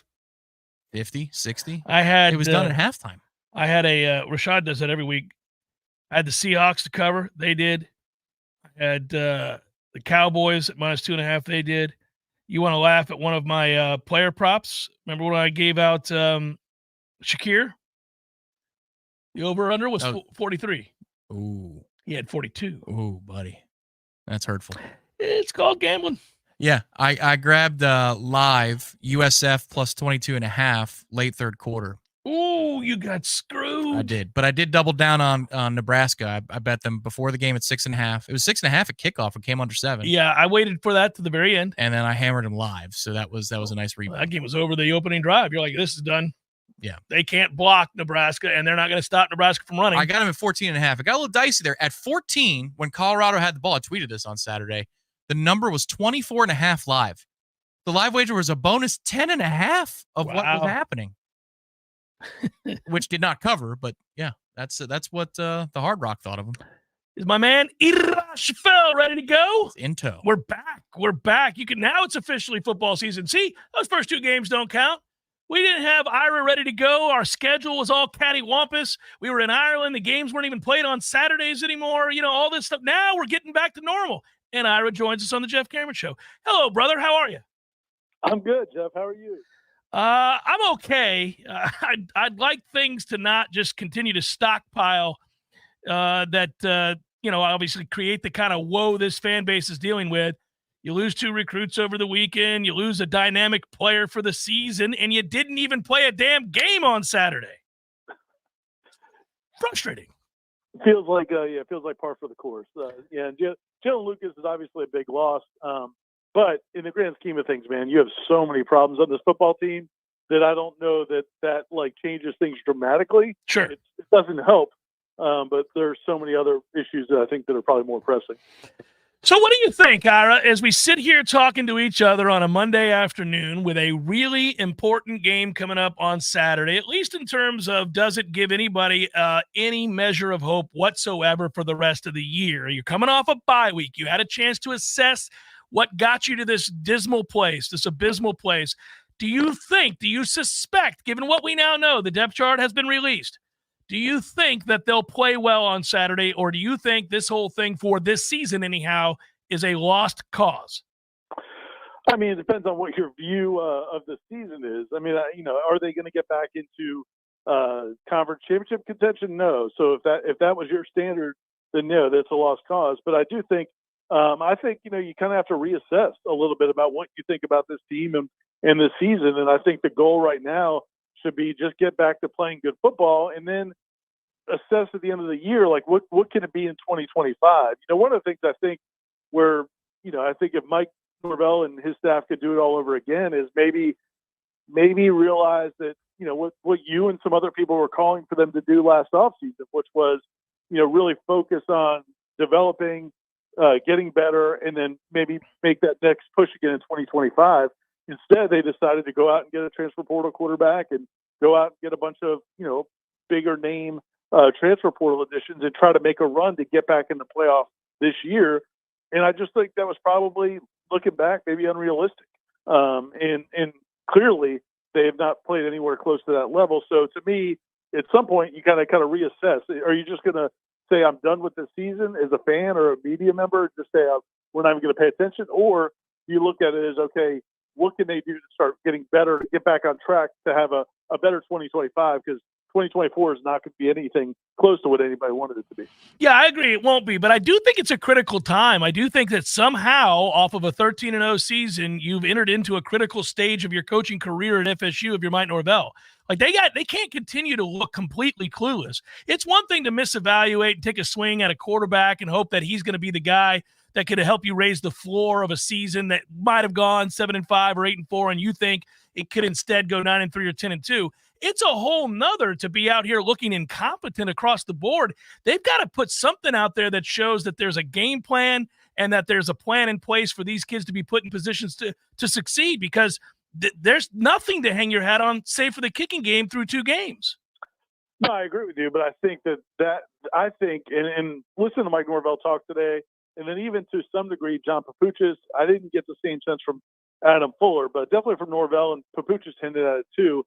I think that they feel like this team took on so much pressure from that first loss that it really affected them in the BC game. And I think there's signs of that. And I think that, they talked repeatedly today about the need to go out and just play fun, play free, try to have fun, try to play with some spirit. That was a message they tried to give the players the days leading up to the Boston College game. It clearly didn't take.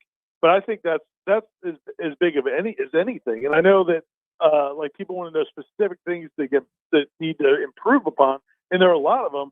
But I think the biggest thing is just the overall mindset of the team. I think they need to get back to just take a deep breath and just play this game. If Florida State just plays this game, I think they can play a lot better, and I think they should beat Memphis at home. But I feel like in the BC game, it looked like it was a team with the weight of the world on its shoulders. You think about the drop passes. You think about the mistakes in communication. Guys just making silly mistakes, personal fouls after plays, things like that. Now, is that a sign that things are completely off the rails? It could be. We'll know in a few days. Or is it a sign that you had a team that just felt a world of pressure and just didn't handle it well? So, but I think that's the message from the coaching staff, is to just get back to just play football, not feel like you got to salvage this season. Be curious to see the game plan. Did anything stand out? Well, actually, before I ask you about the depth chart, I want to ask you, you said you didn't get the same sense from Fuller as you did Papuchis and Norvell. Can you illuminate that a little bit more? Is there anything to that? What was Fuller's disposition? Well, I just think he was more, he was less, I felt like he was a little bit less attitude driven and much more assignment and execution driven. And, just 2 different approaches. I mean, one of the things that, he was asked the question about, do you think guys are pressing and trying to make plays that aren't there? Because that's what DJ Lundy and Cam Riley had said last week. And he's like, look, I mean, it's fine. I appreciate them saying that. But the bottom line is you just have to do your job. Like, do it as you're taught, do it as you do in practice. And when even, Mike Norvell basically talked a lot about how, we see these things done well in practice. Now we got to translate it to the field. Fuller wouldn't really totally endorse that. He was like, sometimes we see it right in the practice field, but not all the time. And it's got to be right all the time in the practice field to give us a chance out there. So it just seemed like he was taking a more of a less of a personality approach or charisma or excitement approach, and much more about the fundamentals. I can see that, though. I can completely understand it. I get that a coach wants guys to play loose and enjoy the game again and not feel like their play, this play, whatever play they have to make is going to be the difference in the game. At the same time, they haven't executed even a little bit on defense. And I can see if you're Fuller and you're watching that, it's interesting that he brings that up because that is a damning indictment of him. Yeah, I mean, for sure. I mean, in terms of, I don't think there's anything, he can't hide from it. And if you look at the three coaches, if you just watch their body language, I think Mike Norvell, to me, seemed a little bit more like the normal Mike Norvell to me today in today's press conference. He seemed a little bit more confident. He seemed a little bit more, seemed like there was a little bit more conviction in what he was saying to me, as opposed to coming off of the Georgia Tech loss. Right. Whereas Adam Fuller looked like he had just done 12 rounds with, Mike Tyson. I mean, he looked like a guy who's probably been watching hours and hours of film and knows that, man, they've been a mess. But he's got to fix it. I mean, the reality is, like you said, I mean, you just said the product on the field is a direct result of what those coaches have done, either selecting players or putting them in positions to succeed or fail. And I think as much as anybody, I think Adam Fuller owns that. Were you surprised that it looks like, at least according to the depth chart, they're just going to stick with DJ right now? And anything else about that depth chart that stands out to you? No, that doesn't surprise me at all. I mean, I think that, I think at best case scenario, we wrote about it in our Warchant roundtable that people can read at warchant.com, where we all chimed in. I think best case scenario, maybe you come up with a plan to get Brock Glenn some opportunities to play. But yeah, it would be one thing if the offense overall was playing well and DJ just wasn't seeing it and just could not play. But I think there's so many things that have gone wrong, whether it's pass protection, whether it's the lack of a running game, whether it's receivers dropping passes, not getting the right depth on the routes, all those things. To me, if you bench the quarterback, it's almost like you're saying, okay, everybody else's mistakes are fine, but I'm going to bench you. And it's like, no, man, like they have to come out of this together. So I don't think this will go on forever. I know some people feel like, oh, Norvell's never going to make a change at quarterback. If everything else starts doing well and DJ's not playing well, I think he'll make a change, but I don't think he's going to do it just for the sake of doing it. Yeah, it's an interesting discussion too, because if all of those other problems persist, you want to throw a kid in there and have that be his experience. On the other hand, if your season is over and you're playing for nothing, you don't have much that you owe DJ at that point. He won't be here next year. You got to play a bunch of young guys, not just a young quarterback, right? No, I 100% agree with that. And again, at some point you're going to get to, and everybody's got to get to this at a different point. Like we all have our own stages of acceptance, all that. But like, at some point, everybody's going to turn the page to, okay, let's start building for the future. Now, the question is, when is that? Is that week 3? Is that week 7? Is it week 8? And so I think at some point everybody will be on board with that, but I just don't think they're anything close to that. And again, if you look at these teams on the schedule, I think we said last week, man, they could lose based on the way they played early in the season. They could lose to anybody on the schedule, but truthfully, they also can beat almost everybody on the schedule. So I don't think it's time yet to just turn the page completely to 2025. Oh, last one, and I'll go back to how we started, but I got sidetracked and I interrupted myself and asked a different question. You get a sense that they're going to play well Saturday? I don't know if they'll play well, man, but I think they'll play enough to well enough to win. I still think at the end of the day, man, you've got a bunch of, BC and Georgia Tech, I never thought were going to be world beaters, but they were good, solid ACC opponents. Memphis is a nice team, but at the end of the day, you still have better talent across the board.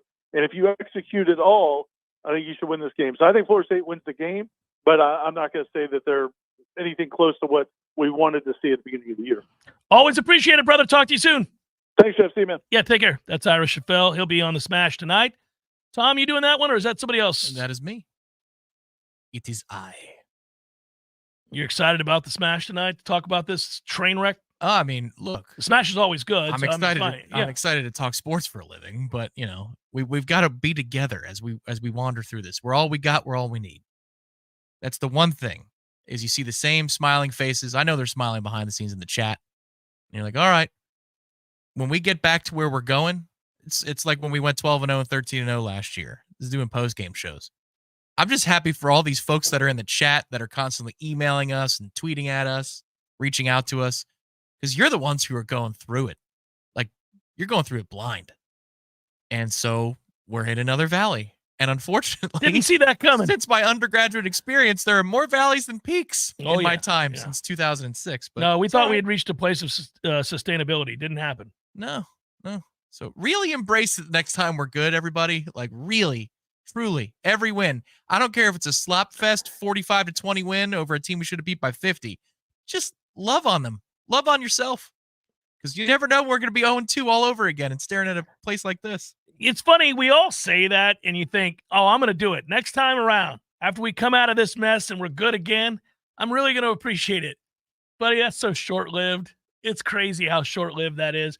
Next thing you know, you've won 13 in a row, 19 in a row, and then all of a sudden you play poorly in a game. You're like, son of a, you can't appreciate it. The 9-3 season, I appreciate it. Even though you lost the 3 in a row to the teams that were good in the middle, like, that was a really easy team to love. Oh, they fought and they bounced back, and last year's team was enjoyable, and it was a lot of the same kids. Like, I get it, but that first one, it's those teams. 2010 continues to be one of my favorite teams that I've ever seen in my post 18-year-old phase of my life. So the last 20 years, that group lost a ton of games, and they ran out of gas in the trenches in the ACC championship.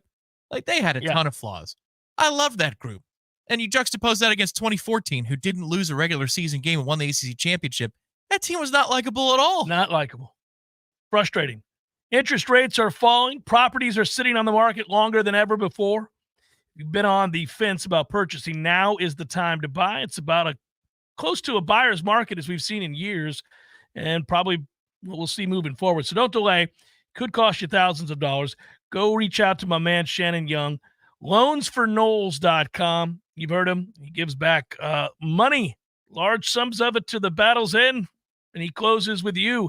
Loansforknowles.com. Shannon Young of Fairway Independent Mortgage Corporation, loansforknowles.com. Your local news now. A South Georgia man is behind bars after being accused of using other people's identities to purchase cars from several dealerships in Tallahassee and across the Southeast. Jamal Smith, 29 years old, of Albany, was arrested Wednesday and faces 449 counts of criminal possession of personal identification information, 1 count of scheme to defraud over $50,000, and 1 count of aggravated white-collar fraud. He's also facing charges in Miami-Dade County. The investigation into Smith began when an employee at a Tallahassee dealership alerted FHP that Smith was attempting to purchase a vehicle with information they believed was fraudulent. After an investigation, officers arrested Smith and found text messages in Smith's phone, photographs, videos, interviews with all the victims, and documents confirmed that Smith had been fraudulently using others' information to purchase vehicles. This is Rachel Anay with your Real Talk 93.3 local news update, brought to you by Macklemore Systems, Tallahassee's go-to Mac store. Check them out online at MacklemoreSystems.com.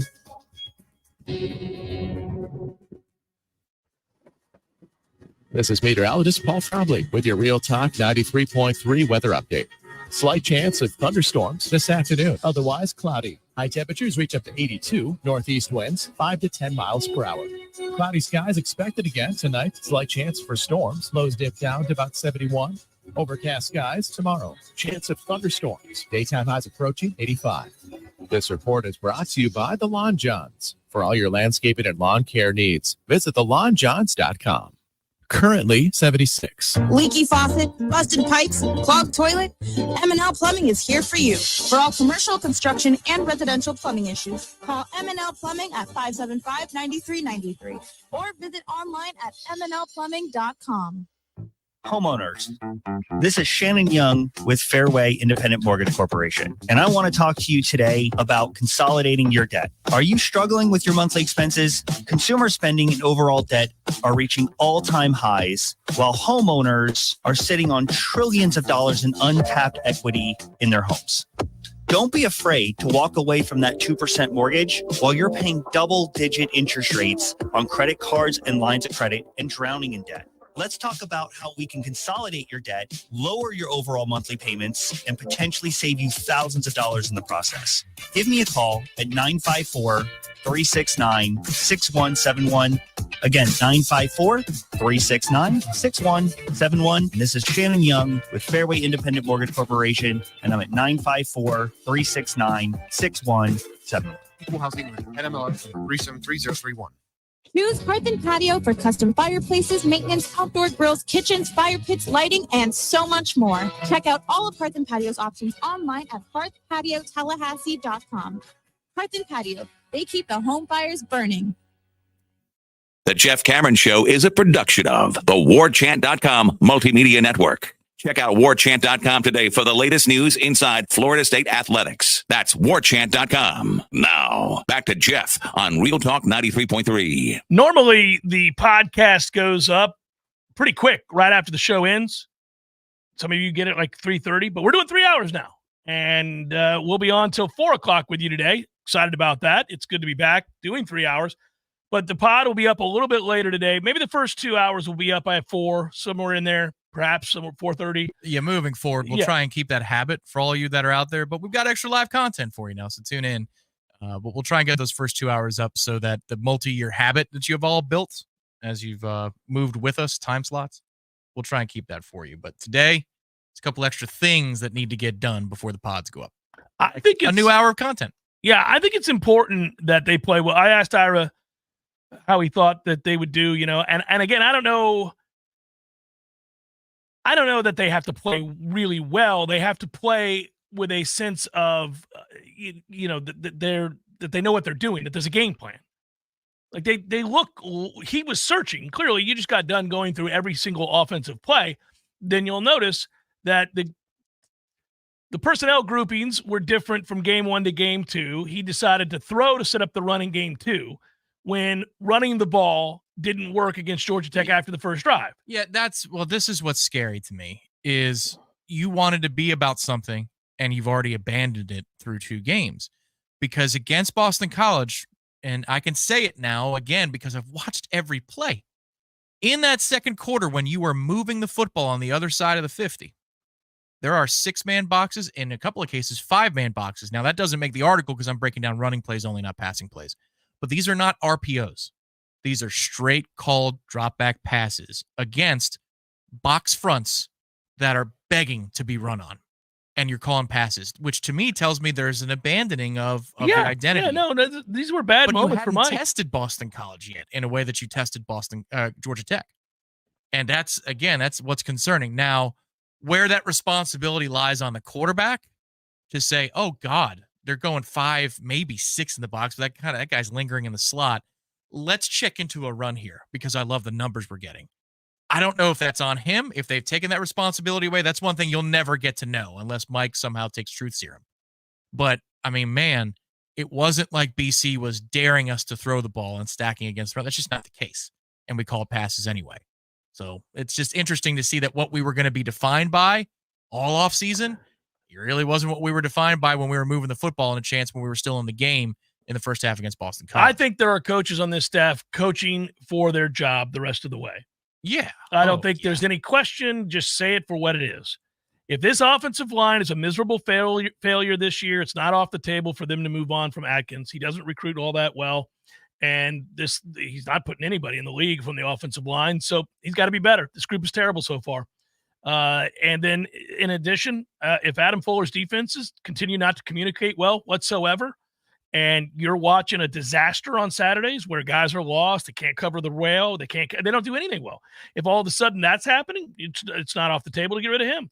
And you would never think that you're going to be having these kinds of conversations fresh off a 13-0 season, in which, by the way, down the stretch of the second half of the season, your defense, it can be argued, was the best in the country. Now, I'll also point out, and as did others, You did have a nice run there where you played backup quarterbacks, but you still dominated the game, and Louisville moved the ball on everybody just about, and then you shut their ass down too. That was not a backup. That was not. So you've had moments where you thought you were well beyond this, is my point. But if you see confusion and a lack of execution and a lack of communication and a lack of physicality, you've got no choice but to look at several members of your staff as not being adequate at this point. You're not exactly lighting it up on the recruiting trail. You just lost 2 major recruits. This could be a case where he overhauls the whole staff if they continue to stink. I mean, that's got to be on the table. It's something he's probably looking at right now. Like, I'm going to have to make some really tough decisions. If they go 6-6, you've got to. I would imagine you fire several people. No, several. I agree. I think at this point, it's not if, it's how many. Now, you can shrink that number really small if you bounce back and you respond. If you do that, and there's a lesson learned and there's a mea culpa, okay. But even still, recruiting needs to improve. We all know that. That's been the case. It has been incrementally improving year over year, but it kind of needs to take a leap at this point. Scouting does, all that kind of stuff. We'll see. But right now, I think it's about how many, not if there are changes. Because you're 0-2 and you don't look like you have any answers. Provide me proof that you do have answers. That's what this weekend's about. It's a big one. It's a really big weekend. Again, I want to see something that looks like it was engineered in practice, game plan, implemented, executed to, I mean, guys are at least where they're supposed to be. And it's not hard. It's a rail route. It's not hard. It's not hard. Man. It's amazing to watch. It's stuff we do in camp. That's the other thing. It's not like you got back-to-back, you played Navy and Paul Johnson's team. You know? Like, what Georgia Tech did is what we do. What Boston College was doing was vanilla. Very vanilla. Jiminy. By the way, you know, you hear, has Mike ever illustrated the ability to fire people? I kind of think the change, by the way, in the secondary was, you know, was that. I understand the got a job at Arkansas. That's not a better job. Hour number 3 coming up. I forgot what hour we're on.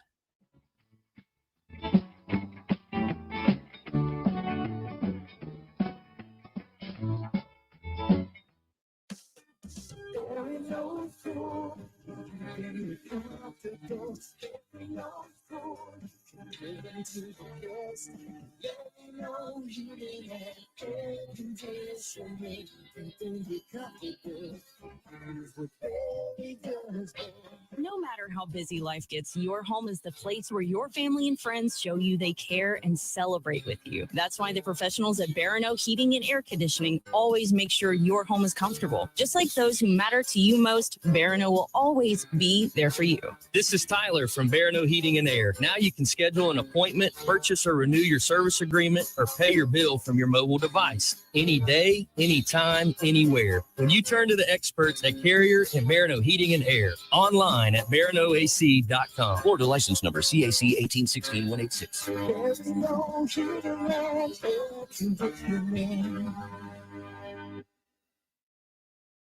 Hey, no fans, our partner ISF Inc. is a national management and IT consulting firm located right here in Tallahassee, Florida, solving the future for state governments through strategy, process, and technology. As a trusted advisor for state governments, ISF knows the importance of defining a clear and detailed strategy. Our friends at ISF can help your organization create a strategy that sets you on a path to success. ISF, your vision plus our expertise brings your brilliant ideas to life. Visit ISF.com to learn more. ISF, solving the future.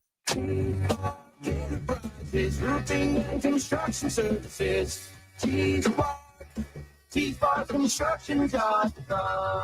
We conquer all peaks. We fix those dark leaks. Call 850-766-1340. T-Bar Enterprises. Roofing and construction services. T-Bar. License number CCC 1331204. This announcement is brought to you by Fonville Lewis Messer McConaughey. If you're driving right now, you should know there's an 80% chance that the cars all around you don't carry any bodily injury insurance. Most people don't realize it, but in Florida, all the law requires is that drivers carry property damage insurance. This means that the texting teen drifting over into your lane or the drag racer on your rear bumper have no way of compensating you or your loved ones when they cause a crash. And this should scare the hell out of you. Fortunately, there's an easy way to protect your family from this, and it's called uninsured motorist coverage. It's an absolute must, but a lot of insurance companies are convincing folks to drop it just to save a few dollars. Take it from the personal injury experts. Don't. At Fonville, Lewis, Messer, McConaughey, we've recovered millions of dollars in uninsured motorist coverage in crashes where our clients would have otherwise received nothing. So please, call your agent right now and make sure you have uninsured motorist coverage on your policy. We hope you'll never need it, but we'll be here for you if you ever do. Fonville, Lewis, Messer, McConaughey. Don't settle for less. Don't turn that dial. The Ben Shapiro Show takes over from 3 to 5. Coming up next on Real Talk 93.3 WBFT, Present Tallahassee.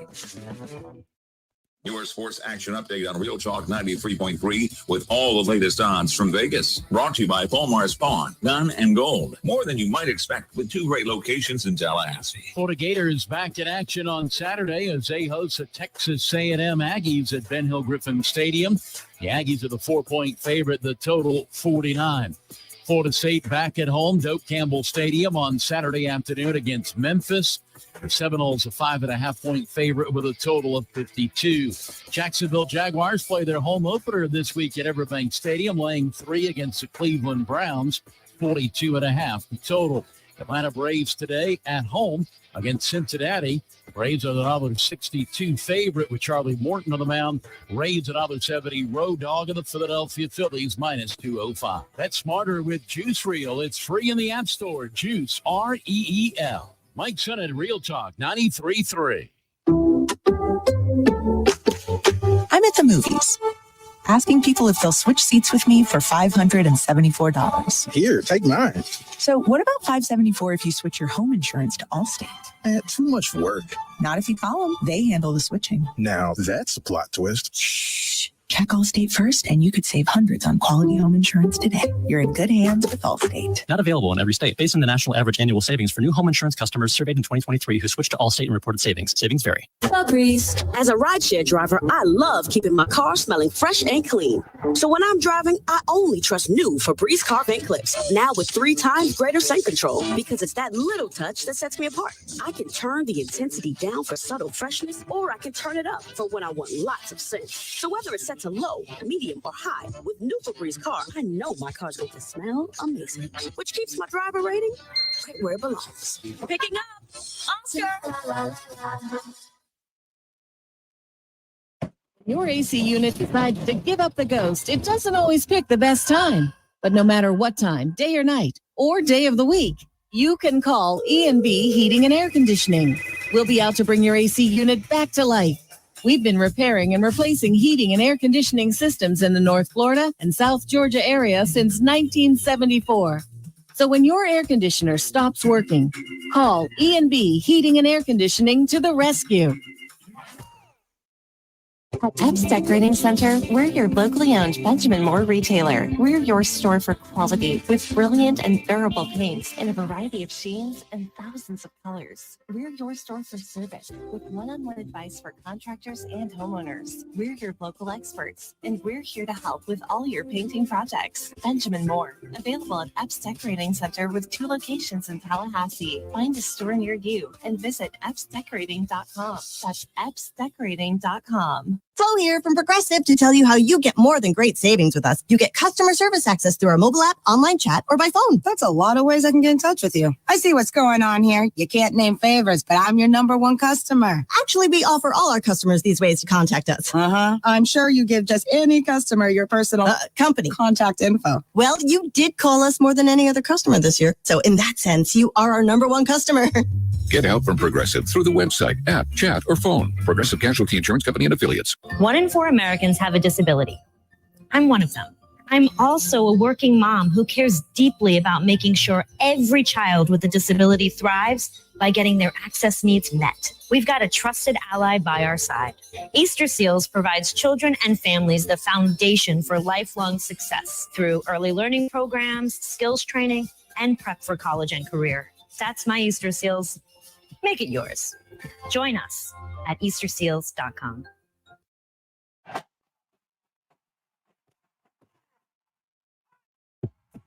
Broadcasting live from Florida's capital city, this is the Jeff Cameron Show, brought to you by Orange Theory Fitness on Real Talk 93.3. Now, stop what you're doing and listen closely. It's time for the Jeff Cameron Show in 5, 4, 3, 2, 1.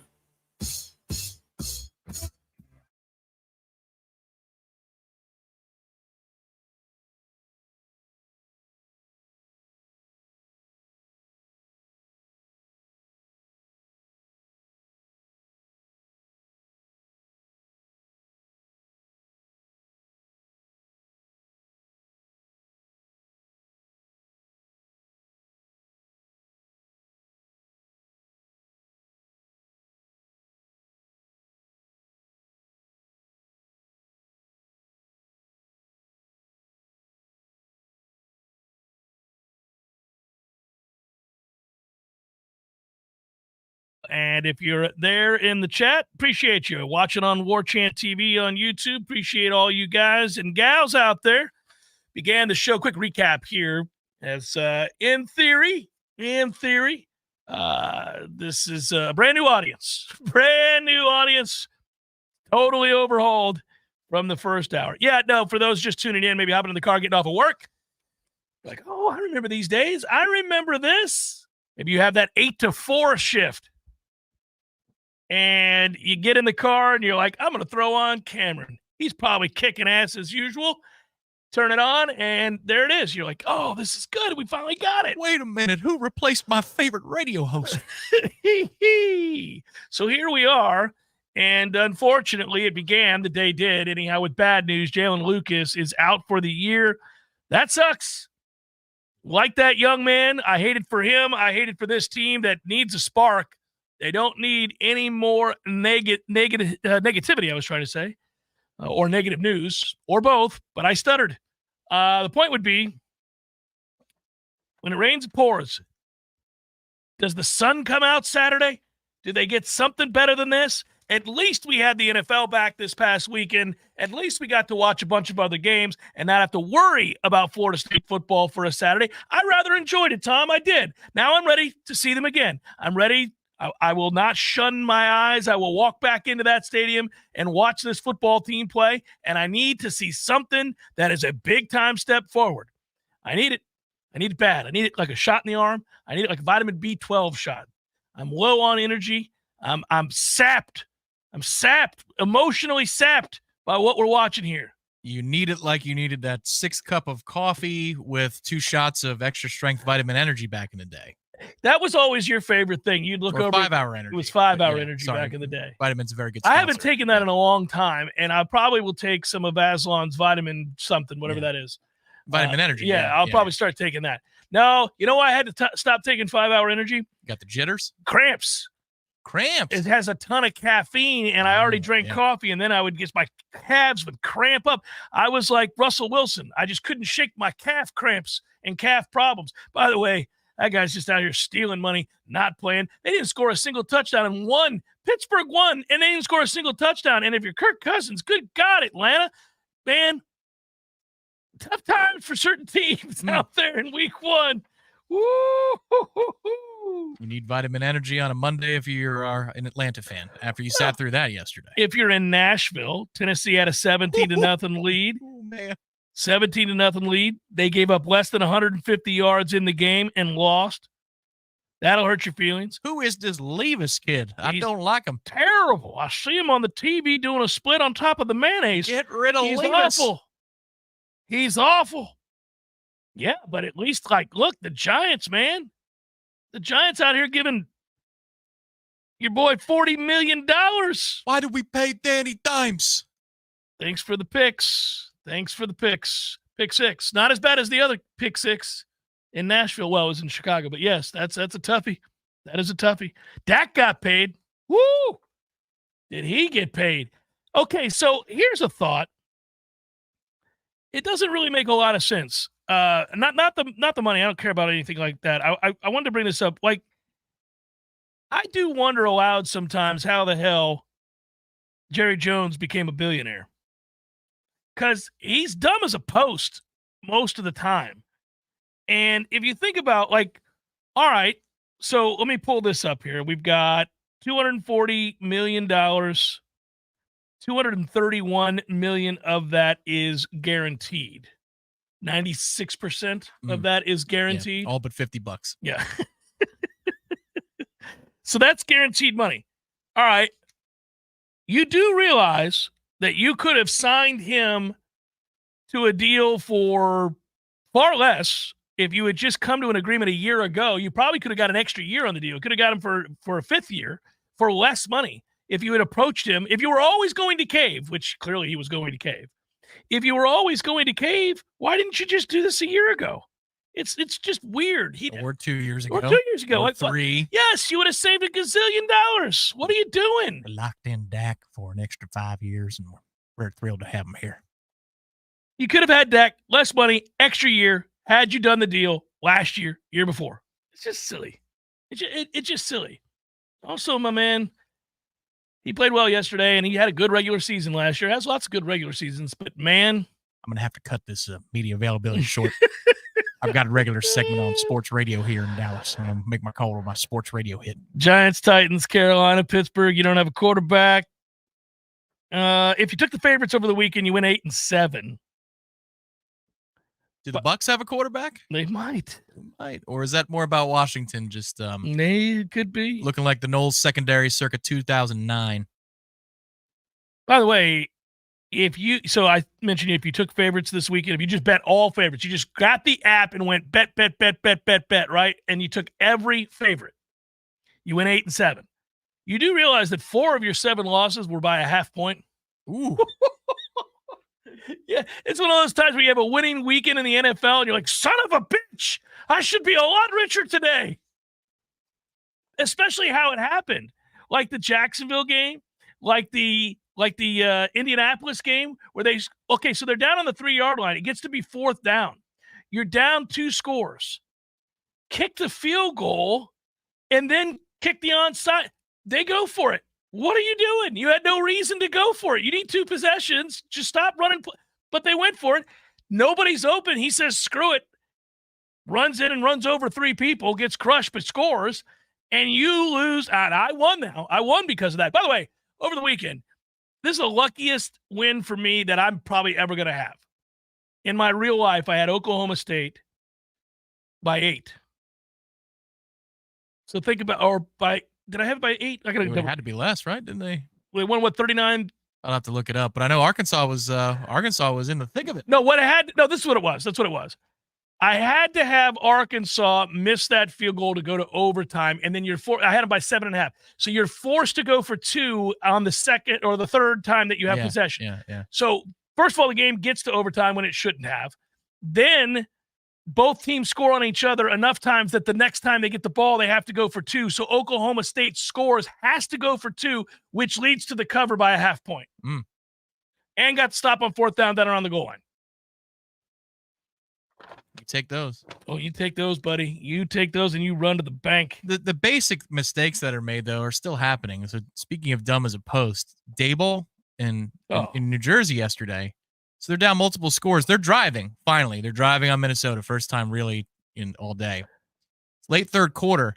They're letting the play clock run down to almost a delay of game scenario. Yeah. 4 straight times they let the 3rd quarter expire before they finish their bid for a scoring drive. Like, no urgency whatsoever. You're down 3 scores, Chief. This is the NFL. I know college is moving faster, but the NFL still moves at warp speed. And we're just taking, I'm not even going to get the play in until there's 20 seconds left. You've wasted 20 seconds. Good God, man. You've wasted 20 seconds. Times 4 plays. You and I have done this a lot, both for college and pro. In addition to being, in an incredible PR firm, the Jeff Cameron Show PR firm, we have over the years sought to be advisors of sorts to NFL, NBA, Major League Baseball franchises from a PR standpoint, but also just a common sense standpoint. The Kronos division of the PR firm. Who on earth allowed the Giants to walk out there in those uniforms? Holy moly, my man. Don't start with this. It's our 100th anniversary. Shut up. Don't want to hear it. You've had a lot of uniforms in that time, all of which are better than that one. Every one of which. You could have worn a white T-shirt and shorts, and it would have been a better uniform. Like that, what are they doing? That would be the Staten Island uniform. That tank top? T-shirt or tank top. Yeah. What on earth? When they came out, I went, what are we doing? This is amazing. As soon as I saw them, I was like, okay, that's it. I can't ever watch this. I can't watch another minute of this game. It's a sorry game, but I can't watch another minute of the game. But I was laughing my ass off. Carolina was down in that Saints game 30-0 in the second quarter. So think about this for a second. You're an NFL coach. You had 6 weeks to prepare for this first game of the year. 6 weeks as an NFL coach with NFL players. Well, kind of. Your quarterback may not be, but that's what you had to prepare. And you're down 30-0 in the second quarter of week 1. That never happens in professional football. I mean, that's sweet Jesus. You could, if you're that owner, you could fire everybody on the spot. That is a true grand opening, grand closing. That is unreal. That Saints team sucks. 30-0 in the second quarter. Whew. That is a toughie. I was watching that score just amass, and I kept looking at those stats, and I went, this is so good. This is so fun to watch. This is just like, I think that if you're an NFL, it's like when the Bucks, we ripped the Bucks. We were doing Scuttlebucks. Oh yeah, a lot of lean times. When the Ravens put up those numbers in the first half against Tampa Bay that year. That was Lovey's time, right? It wasn't, because Mike Smith had that happen to him too, but I think that was Atlanta that did it to Mike Smith. I think Lovey was there for the Ravens dropping 35 in about 15. Yeah, it was Lovey. We were in the cover too. We never came out of it. They just did anything they wanted. Yeah. There was a roadie in Atlanta that was the same. But it was like 40 points in the first half. Yeah, I think it was 35. It was essentially what Florida State did to NC State in 2013. The same thing, except these are professionals. A lot of Noles got a lot of PT over the weekend. It felt so good to flip from game to game to game and see Florida State players doing very well in many places. That was cool, man. I missed it. I didn't realize I missed it. It makes sense that I would, because we're all Noles here. But the truth is, you watch the games and you maybe have some action on these games, and maybe you got a fantasy football team, whatever. You're not thinking solely about Florida State players. But when you have as many as Florida State did on display yesterday, it's a good moment. It's a great, like, oh, there's Trey Benson. There's Keon Coleman. I saw early in the game with Jacksonville in Miami. Do you see the cover on Tyreek Hill? It's Jerry and Jones running stride for stride with him. Oh, really? No. Stride for stride. He was right there with incomplete pass. It was beautiful. I stayed up longer. I was pretty beat, but I stayed up longer to watch last night's game because I wanted to see Fisk and Jared. You got to see a sack. I did, just before half. Yeah.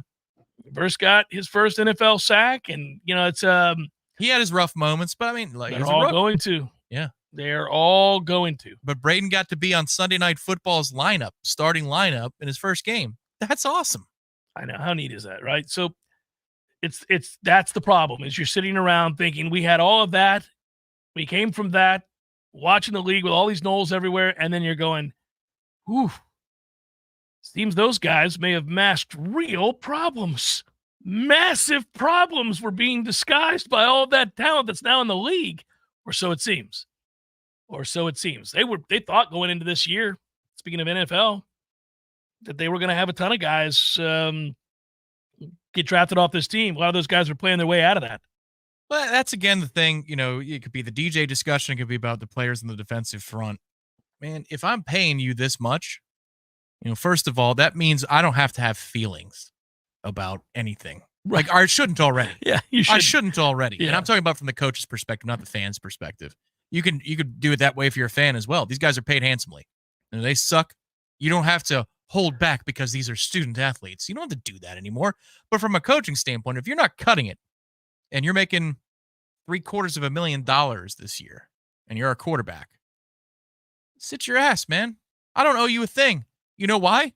Because we've paid you a lot of things, a lot of dollars. You get paid regardless. This is I do think that's the next big change, and they are going to end up having to figure out, look, I was for, you are for, I think most fair-minded people were for players being paid in some way, some fashion, but they really do have sort of an untethered situation in which there's nobody playing by the same rules as far as what can be paid, how much can be paid, to whom and when, and what's guaranteed, what's not guaranteed, how this all works across college football. We don't really have that, right? There's no czar of college football. The NCAA was just told by the courts yet again that this latest deal is not going to get it done either.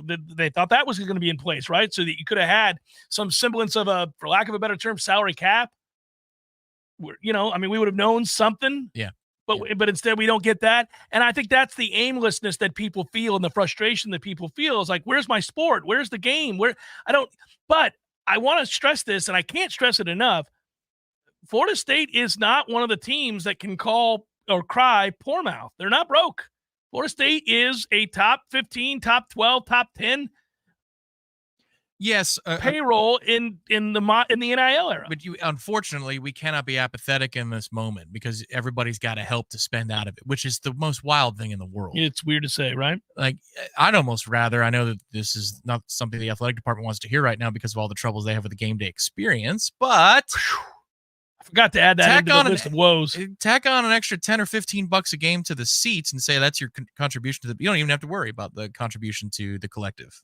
This is the collective tax, and it's times 80,000. And you know what? When our opponents come in here and they pay for the tickets, they got to pay for it too.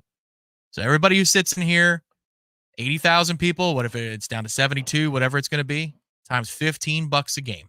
And that's part of the tax, and it goes to the war chest.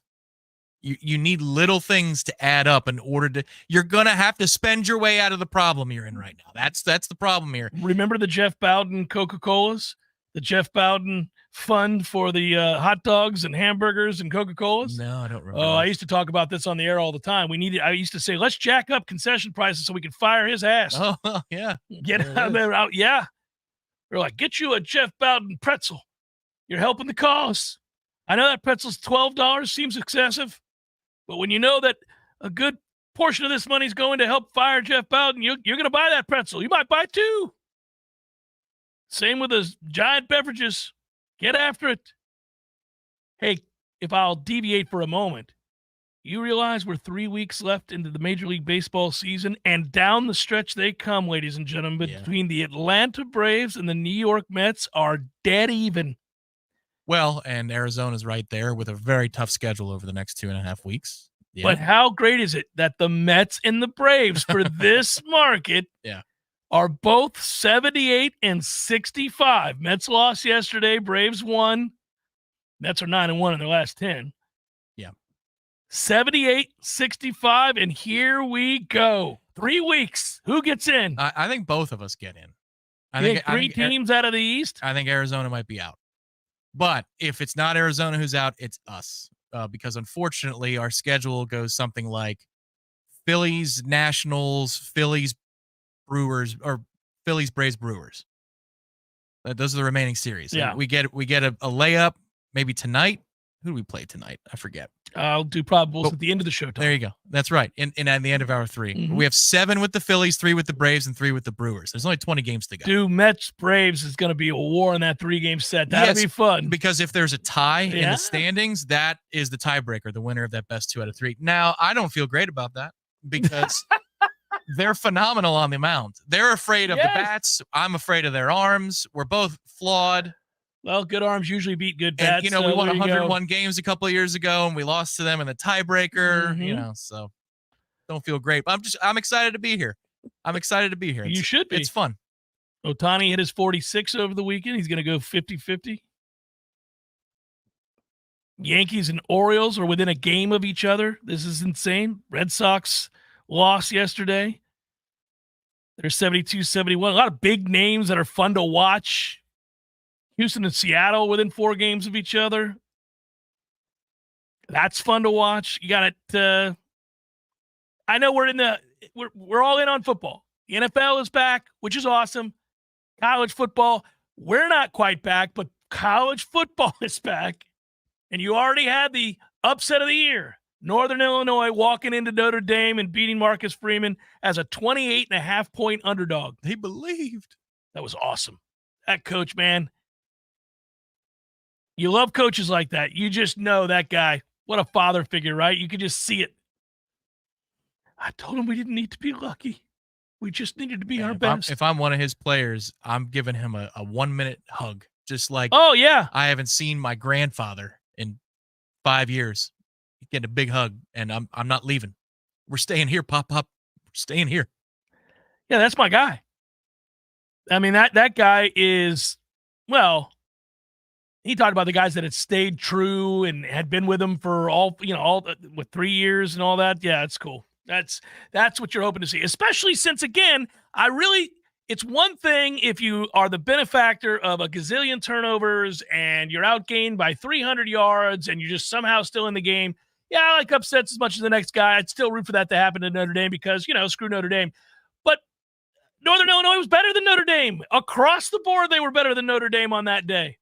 I think your Riley Leonard prediction turned out to be true, buddy. Yeah, man. I even last year, now he was a difference maker against us. Yeah. I get it. But look, when we turned on the offensive jets in the second half, he could have been healthy, and I think we would have been all right in that game, even if they scored on that drive where he gets hurt. But yeah, that was every time you looked at his numbers. Yeah. I hear the analysis, then I look at the numbers. Then I look back at the analysis, then I look back at the numbers. I'm like, what the Clemson win? I mean, what is it? What is it about this kid that is Heisman or whatever people are trying to throw at his feet? It's Brett Hundley energy. Don't want the Brett Hundley energy. Well, yeah, that's fair. The face of the sport, quote unquote. Brett Hundley. Brett Hundley. That's Kirk. No, that was what's his face. Kirk called him the face of the sport, but Todd McShay had him at the number 1. I had him as the number 1 overall pick. Kirk called him the face of the sport. Hey, by the way, I watched the Boise State-Oregon game as well. Something's wrong in Oregon. Well, that quarterback was also overrated. But damn it, man. I mean, that's like, whoa. That's 2 weeks in a row. They almost lost to Idaho last week, and now this. Yeah, Hawaii Noel with the good point there. Yeah, that's a streaming only game. The Oregon Boise game is on Peacock. It was on Peacock. Can't get it on your normal cable platform. You got to have the Peacock on top of it. I have Peacock. Me too. I told you, by the way, that this is where we're all headed. It sucks. You're going to be watching everything behind somebody's paywall. There's not going to be we're moving there. It's all going there. The Super Bowl will soon be there. Oh, if you don't have Amazon, you can't catch the Super Bowl. What the hell? Yeah, you're going to miss the AFC Championship game this weekend if you don't have Peacock. It's pretty frustrating. Well, it's actually their premium platform. No. It's Peacock's middle feather. You got to have Peacock's middle feather. Now, wait a minute, Tom. I have Peacock. But do you have Peacock's middle feather, Jeff? I don't have Peacock's middle feather. When did that come up? Yeah. 2 years ago. That's it right. did? When? Oh, 2 years ago. Yes. Well, they give you a 90-minute free trial, but then it's $10 for the first day and $40 for the first month. So you got to be quick to cancel. Remember to cancel. I never remember to cancel. These companies love me. I forget to cancel everything. I find out years later I've been sending somebody named Martha $700 in Sheboygan, and I don't even know why. I was like, oh, she sent me a shirt once. Somehow I signed up to be a member of her shirt-making outfit, and I'm getting screwed. That's me. I have a wine company like that. Do you get the wine? No. Well, no. Hang on. It goes into a kitty to spend with them because they deliver to the state of Florida. But up in New York, it doesn't deliver there. Right. I didn't realize that till I got there. Like, oh, it's time to re-up on the veto. And they're like, nope, not allowed in this state. Illegal, but you're back in Florida, so you get your wine. Well, I love it for a couple reasons. There's one vintage, or not one vintage. There's one winery that I love, and their specific Chianti is just delightful. But then I use it for the holidays. I get 2 cases for the holidays. I slap a bow on a bottle of wine. Here you go to all my family. And that's where it comes in handy. You could use a hot tub from Pinch a Penny. That's what you could use. You could use a hot tub from our friends at Pinch a Penny. By the way, on sale right now. Price to fly out the door, Tom. The Hot Spring Pace Model 5-seater hot tub reduced to just $8,500. 5-seater. It's a 5-seater. Multiple couples in that 5-seater. And then you got that solo dude who's like, well. Yeah. He's like Reese Davis. What am I going to do? He's playing the judge in the middle. Mark May, your thoughts? Comes with a cover, steps, and the first round of chemical steps. That's kind of weird. Imagine if it didn't come with the steps. Like, I have a 5-seater. I can't get in it. Climb in. Yeah, do your best. First round of chemicals free as well. Go see Pitcher Penny over off of Greer Street. Good deal. I know they can do the no money down thing. It's like 1% interest, something crazy, maybe 0. It's free. It's like when you and I, that first time we went to Best Buy and got those big ass televisions with 0% interest for like 3 years. I was like, what? That's what the give me every big ass plasma television you got back in those days. I think I'm still spending like $3.79 a month on my current one that I have, the 75-incher. 0%. You just break out the payments. It's beautiful. $3 a month. Jeff Cameron Show, 93.3 Real Talk Radio, Warchant TV.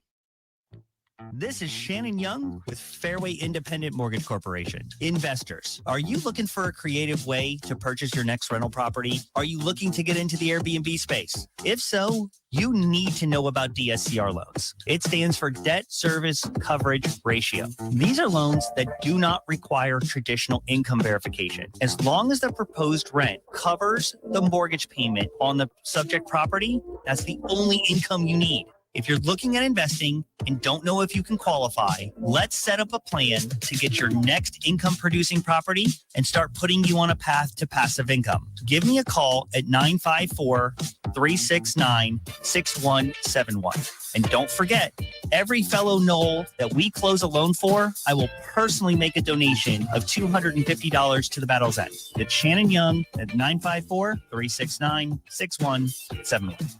Equal housing limit. NMLS number 373030. Tallahassee's 30-year-old funny paper and American Legion Post 13 have joined forces to become Major Morale. The new magazine has 4 more pages of post activities and military information that you probably never knew. But don't worry, it's still as politically correct and newsworthy as always. Okay, it's the same funny stuff, but it's still only available at the sponsors' locations like Tallahassee Automobile Museum, Krispy Kreme Donuts, Keith Lawson Services, or ABC Flooring. Tallahassee's leading supplier of in-stock, top-of-the-line ceramic, carpet, waterproof, and hardwood floors since 1990. At ABC Flooring, you can pick out your floor and installation can begin in 48 hours. ABC Flooring is also the leading supplier of in-stock landlord property management products in the Panhandle. Visit their warehouse showroom on Capitol Circle Southeast or call 877-6600. It's summertime in Tallahassee, and it's going to get hot. The last thing you want to do is your own yard work, so call the Lawn Johns instead. Here's what Linda had to say after her lawn service. The Lawn Johns transformed my yard. Mark had excellent landscaping ideas and recommendations for the best plants for certain areas. The plan was executed efficiently, and now the yard is beautiful and full of color and variety. Call the Lawn Johns today for all your lawn care and landscaping at 322-2567 or request a free quote online at thelawnjohns.com. On the front lines, fighting the insanity of the woke, it's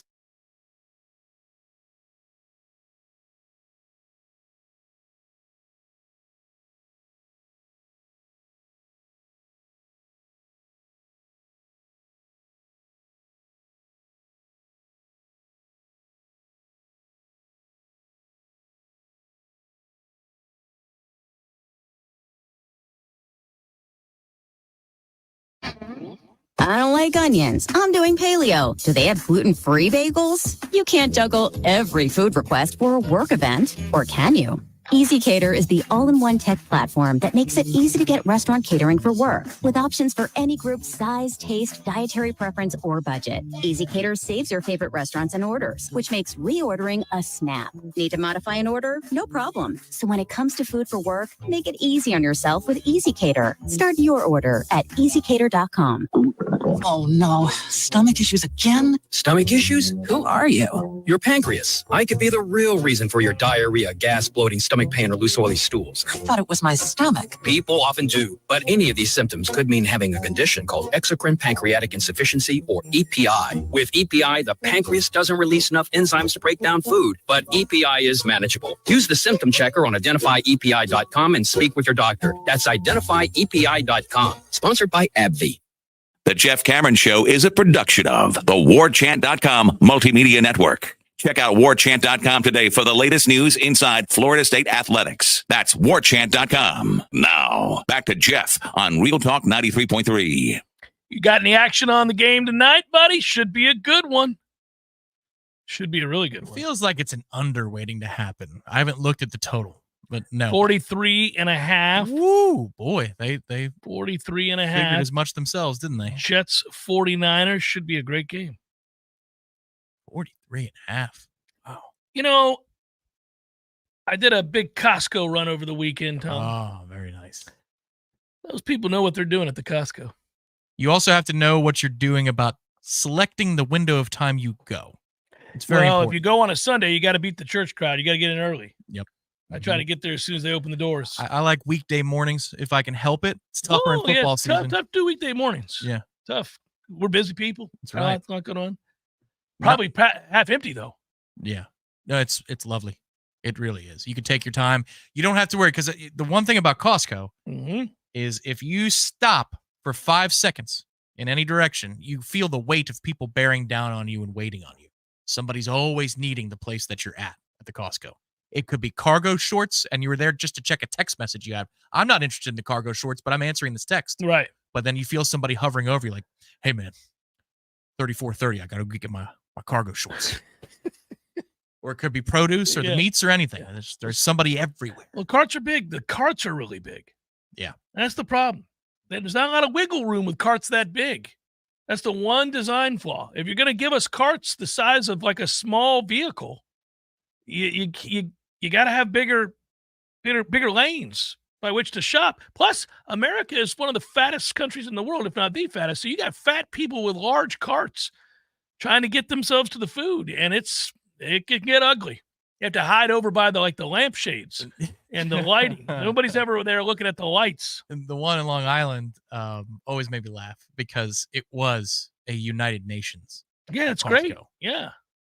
It was every culture. Well, now, I would like that. Every single that would one. be great. Yeah. No, but the dust-ups are the best. Because nobody understands each other. The dust-ups dust at the ups. Costco. Yeah, they're over at the frozen food section. He's like, whoop, left his cart there too long. Look at this. Oh, now listen. You got to know. Let's move it along. I like cheese as much as the next guy. And when I get to the cheese, I take it all in. Well, we can get some really sharp cheddar there. Ooh, look at that. I didn't see the aged Swiss over here. Yeah, right. You got, so I hey, get it. hon, which one do we, hon? Yeah.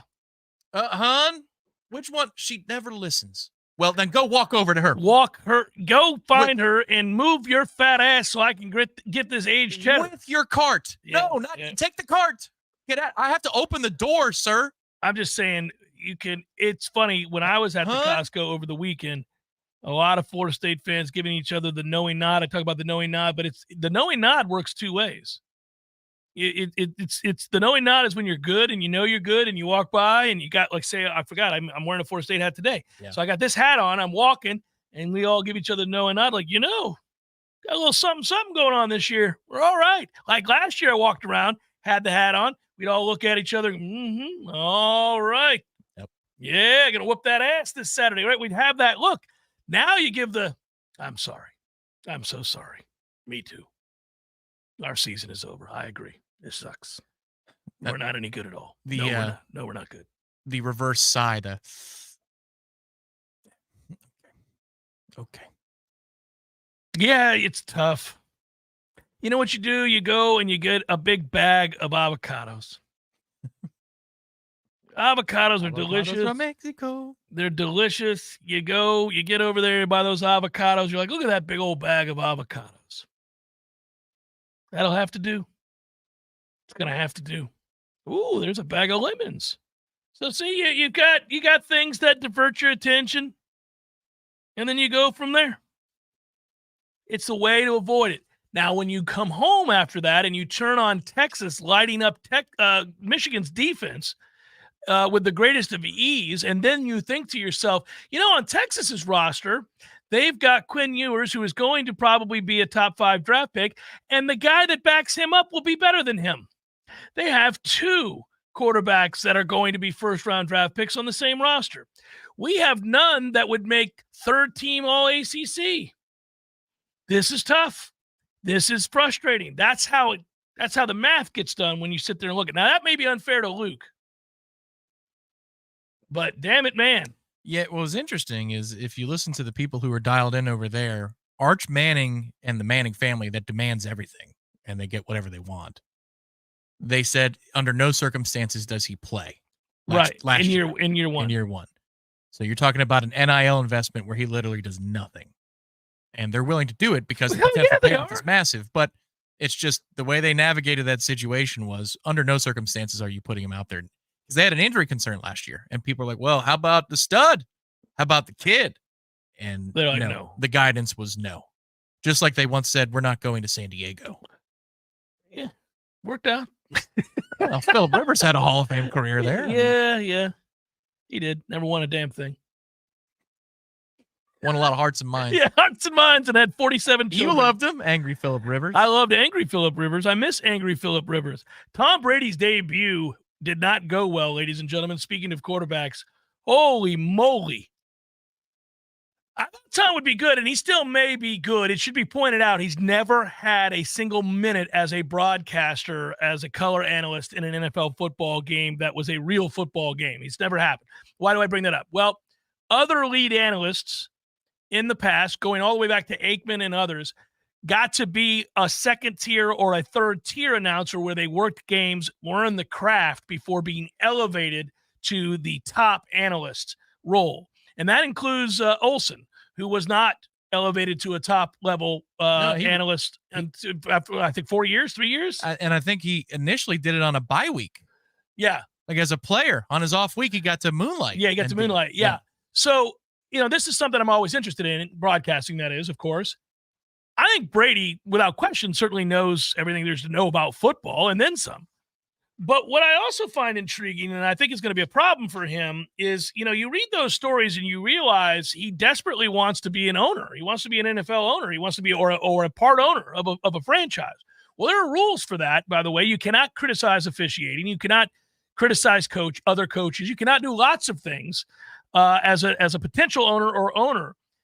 And it sounds an awful lot like a guy who doesn't want to be critical of a coach, of a player, and certainly of an official. There were some glaring moments in which they could have been in fact, he was served softballs and then allowed for dead air to linger on for minutes at a time. Well, I mean, he's got a guaranteed contract, but he's got his eye on a bigger prize. Yeah. He was like, from what I've seen so far, I don't watch FS1 or the Fox pregame shows. Who watches the pregame shows anymore? Anyway? Well, any pregame show sucks just about. NFL Game Day morning is good. NFL Network's pregame show is because it's a 3-hour entertainment show. Right. But Brady, I think he's better as a studio analyst from what I've seen. Very good as a studio analyst. It makes sense. It's a different craft. But you have to be able to criticize players, coaches, and officials as an analyst. If you're the color analyst, you have to be able to do that. That's tough. This is why so many of these guys fail when they're analysts after they're done playing on the PGA Tour. They don't want to rip their fellow players that they just got done playing with, many of whom they call friends. They don't want to rip, like if the course isn't up to par, they don't want to say something negative about it because for years they made a lot of money playing that course and with those sponsors, and they don't want it to, they don't want to be hypocrites in that situation. But you're paid specifically as an analyst to note those mistakes, also the pluses and the good shots and all the things in between. But you have to be able to address any situation that arises. And Lord knows the NFL, with these silly rules regarding when you can hit a quarterback, when you can't hit a quarterback, and what's roughing, what's not, and all of those sorts of things. By the way, another targeting call that once again proves my point. There's no such thing.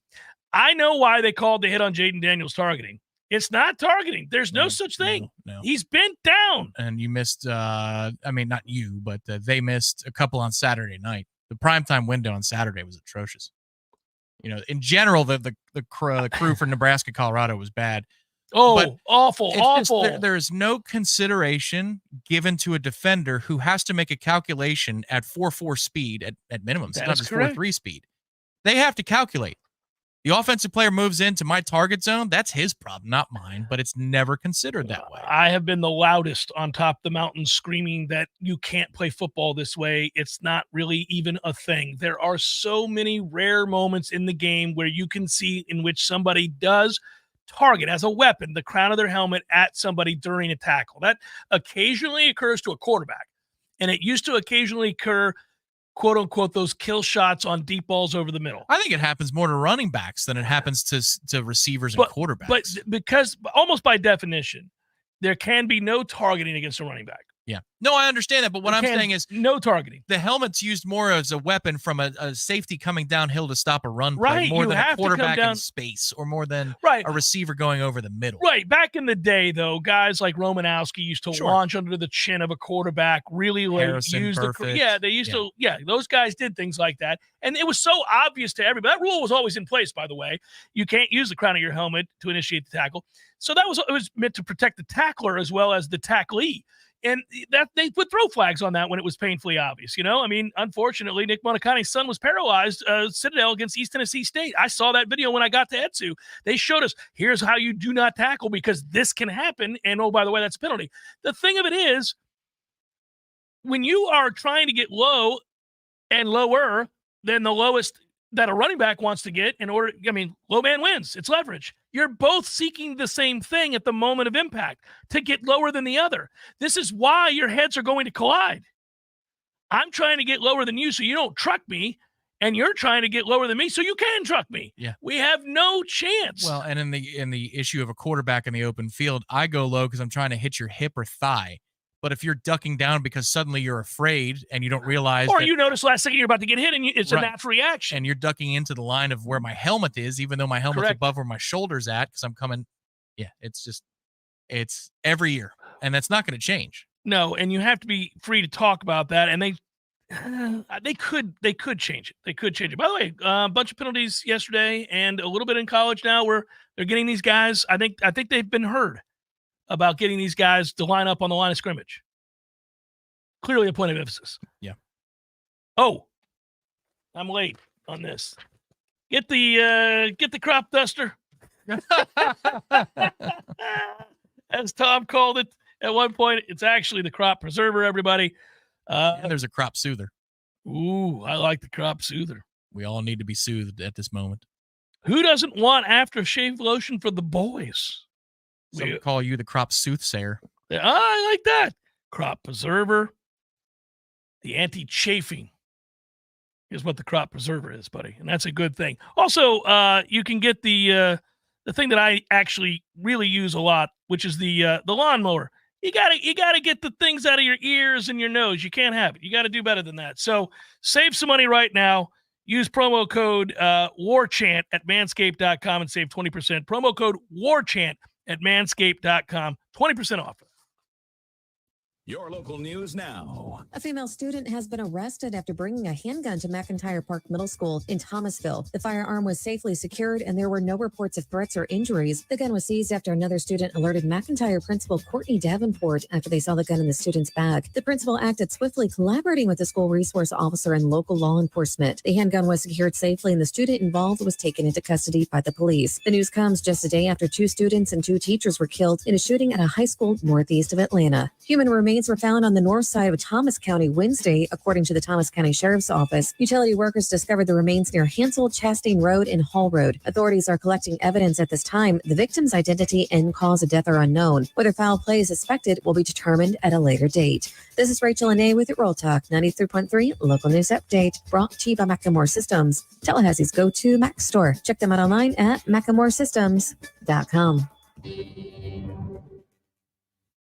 Here's your Paul's Termite and Pest Control Tallahassee weather report. Starting off the week with lower rain chances, keeping the cooler temperatures with highs in the lower to mid 80s. Rain chances back up midweek, lower for the weekend, which means higher temperatures. Tonight, a 20% chance of rain, mostly cloudy, low of 71. Tuesday, mostly cloudy, 40% chance of rain with a high of 84. 70% chance on Wednesday with a high of 82. From Real Talk 93.3, this is Danielle Kelly. For the elimination of termites, pest, and for a greener lawn too, call Paul's. They'll get them all. Where is the best place to find Michelin, Firestone, Dunlop, Goodyear, and Bridgestone tires? Neese Tire and Auto Service. Where's the best full-service auto center? Neese Tire and Auto Service. They do everything from computerized alignments to brakes, tune-ups, and safety inspections. Where can you get complete auto service you can trust? Neese Tire and Auto Service, 4792 Bluntstown Highway, just west of Capitol Circle. Flo here from Progressive to tell you how you get more than great savings with us. You get customer service access through our mobile app, online chat, or by phone. That's a lot of ways I can get in touch with you. I see what's going on here. You can't name favors, but I'm your number one customer. Actually, we offer all our customers these ways to contact us. I'm sure you give just any customer your personal company contact info. Well, you did call us more than any other customer this year. So in that sense, you are our number one customer. Get help from Progressive through the website, app, chat, or phone. Progressive Casualty Insurance Company and Affiliates. 1 in 4 Americans have a disability. I'm one of them. I'm also a working mom who cares deeply about making sure every child with a disability thrives by getting their access needs met. We've got a trusted ally by our side. Easter Seals provides children and families the foundation for lifelong success through early learning programs, skills training, and prep for college and career. That's my Easter Seals. Make it yours. Join us at easterseals.com. The Jeff Cameron Show is a production of the Warchant.com multimedia network. Check out Warchant.com today for the latest news inside Florida State athletics. That's Warchant.com. Now, back to Jeff on Real Talk 93.3. I'll take the Jets plus 4.5 if I get it tonight. It feels like a field goal game. Feels like a field goal game to me. I like the Jets defense quite a bit.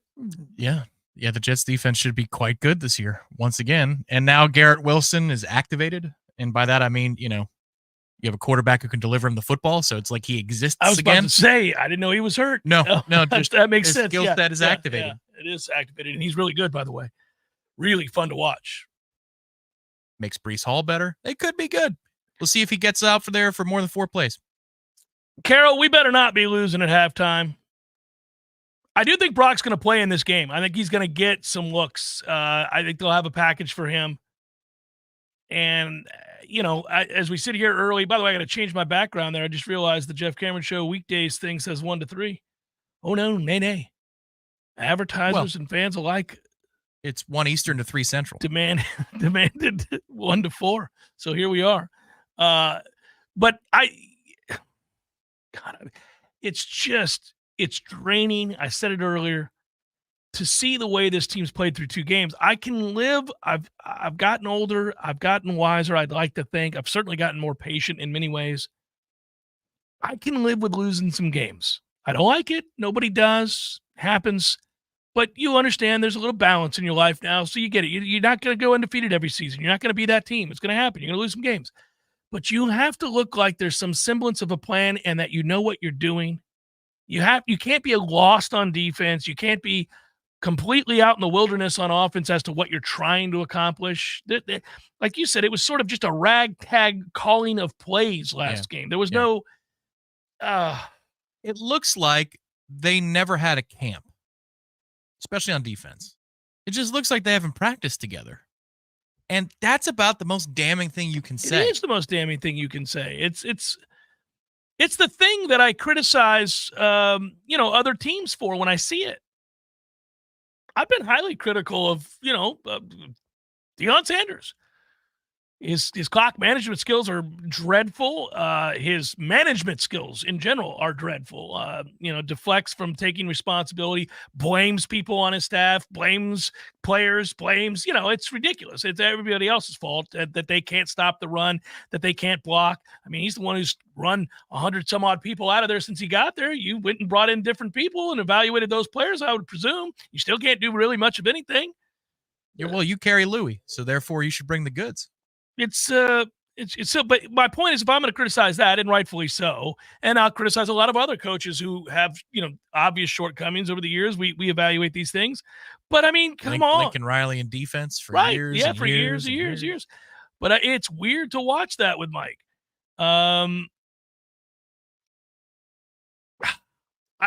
I'm really hoping Saturday brings a significant shift in those kinds of complaints. If we have to come in on Monday and describe a 27-24, 34-31 loss, and it's a well-played game, and there's a lot of well-executed plays, and a game plan that seems to be cogent and makes sense, it's okay, I won't like that, and it'll still be damning. It'll still be something to criticize, but that is a different thing to criticize. It's a different... Yeah. We're in a different realm at that point. Than turning the same player loose 5 times in a game. Right. One thing that I learned doing the video breakdown is they had a 3rd down conversion inside the red zone, did Boston College, where it's thrown over the middle. The kid has to catch it twice. Remember, he's kind of dragging across. The running back's open on that play. Yeah, he's wide open. Just like all the other ones. So it wasn't that, you had 4 times you turn it loose and they had a drop. It's 5 times you turn it loose. They didn't throw it once. There was a drop, and then they hit it 3 others. Good Lord. And I get that they're different combinations of guys, but it should take is one mistake. Just one time. It happens. Offenses scheme a lot of things. Games You're played by human so beings. worried about Castellanos that you Right. turn this guy loose because you're so concerned with his speed and he roasted you last year. I get it. You can make a mistake. That's good. The offense is designed to make you make mistakes. Sure. But when you make the same one over and over and over, that's insanity. Power Mill Training Academy equips, motivates athletes focused on baseball and softball. You guys know that. 27 alumni in the majors. They've got camps for softball, baseball. They're going to get your kid ready to play some sports some games that make them want to continue to play baseball and gain confidence because they got the fundamentals down. Probables time. Here we go. Let's make it happen, Tommy. It's time for, how you say, with the pitching, probables? It's Paul Skeens Day, everybody. Oh, no wonder you made time for it. Skeens Day, everybody. We got Marlins Pirates that nobody will watch, but I will. Valente Balazzo goes for the Marlins. The Pirates Hanley's will gonna throw. score. Paul Skeens is pitching tonight. He's 9-2 with a 2.13. Here comes Hermie. Rays, Phillies, Cole Sulcer, Christopher Sanchez, Reds, Braves, Nick Martinez, Charlie Martin. Royals, Yankees, Brady Singer, Carlos Rodon, Mets, Blue Jays, Tyler McGill, Ryan Burr. Oh, they announced the starter finally. Tyler McGill. No, Ryan Burr. Oh, Ryan Burr. Yeah, Ryan Burr for them. Orioles, Red Sox, Cade Povich, Brian Bello. We got the Angels and the Twins tonight. Reed Detmers and David Festa. Guardians, White Sox, Joey Cantillo and Jared Schuster. Cubs, Dodgers, Kyle Hendricks, Walker Buehler. Trapper keeper. Oh, I thought I was going to catch you slipping. Almost. And that is a look at those that shall reside on the bump. Kids are going to play baseball and softball. Remember our friends at Power Mill Training Academy. They do great work equipping, motivating, teaching athletes to get the best out of their skill set so that they'll want to continue to play, man. It's good stuff. 3 hours flew past. That's a good sign. There's a lot going on. 3 hours may not fly past in the dead of summer, but it did today, and it will throughout the rest of this year because we got college and pro football, baby. That's still there, and that's a good thing. Good work out of you. Peace.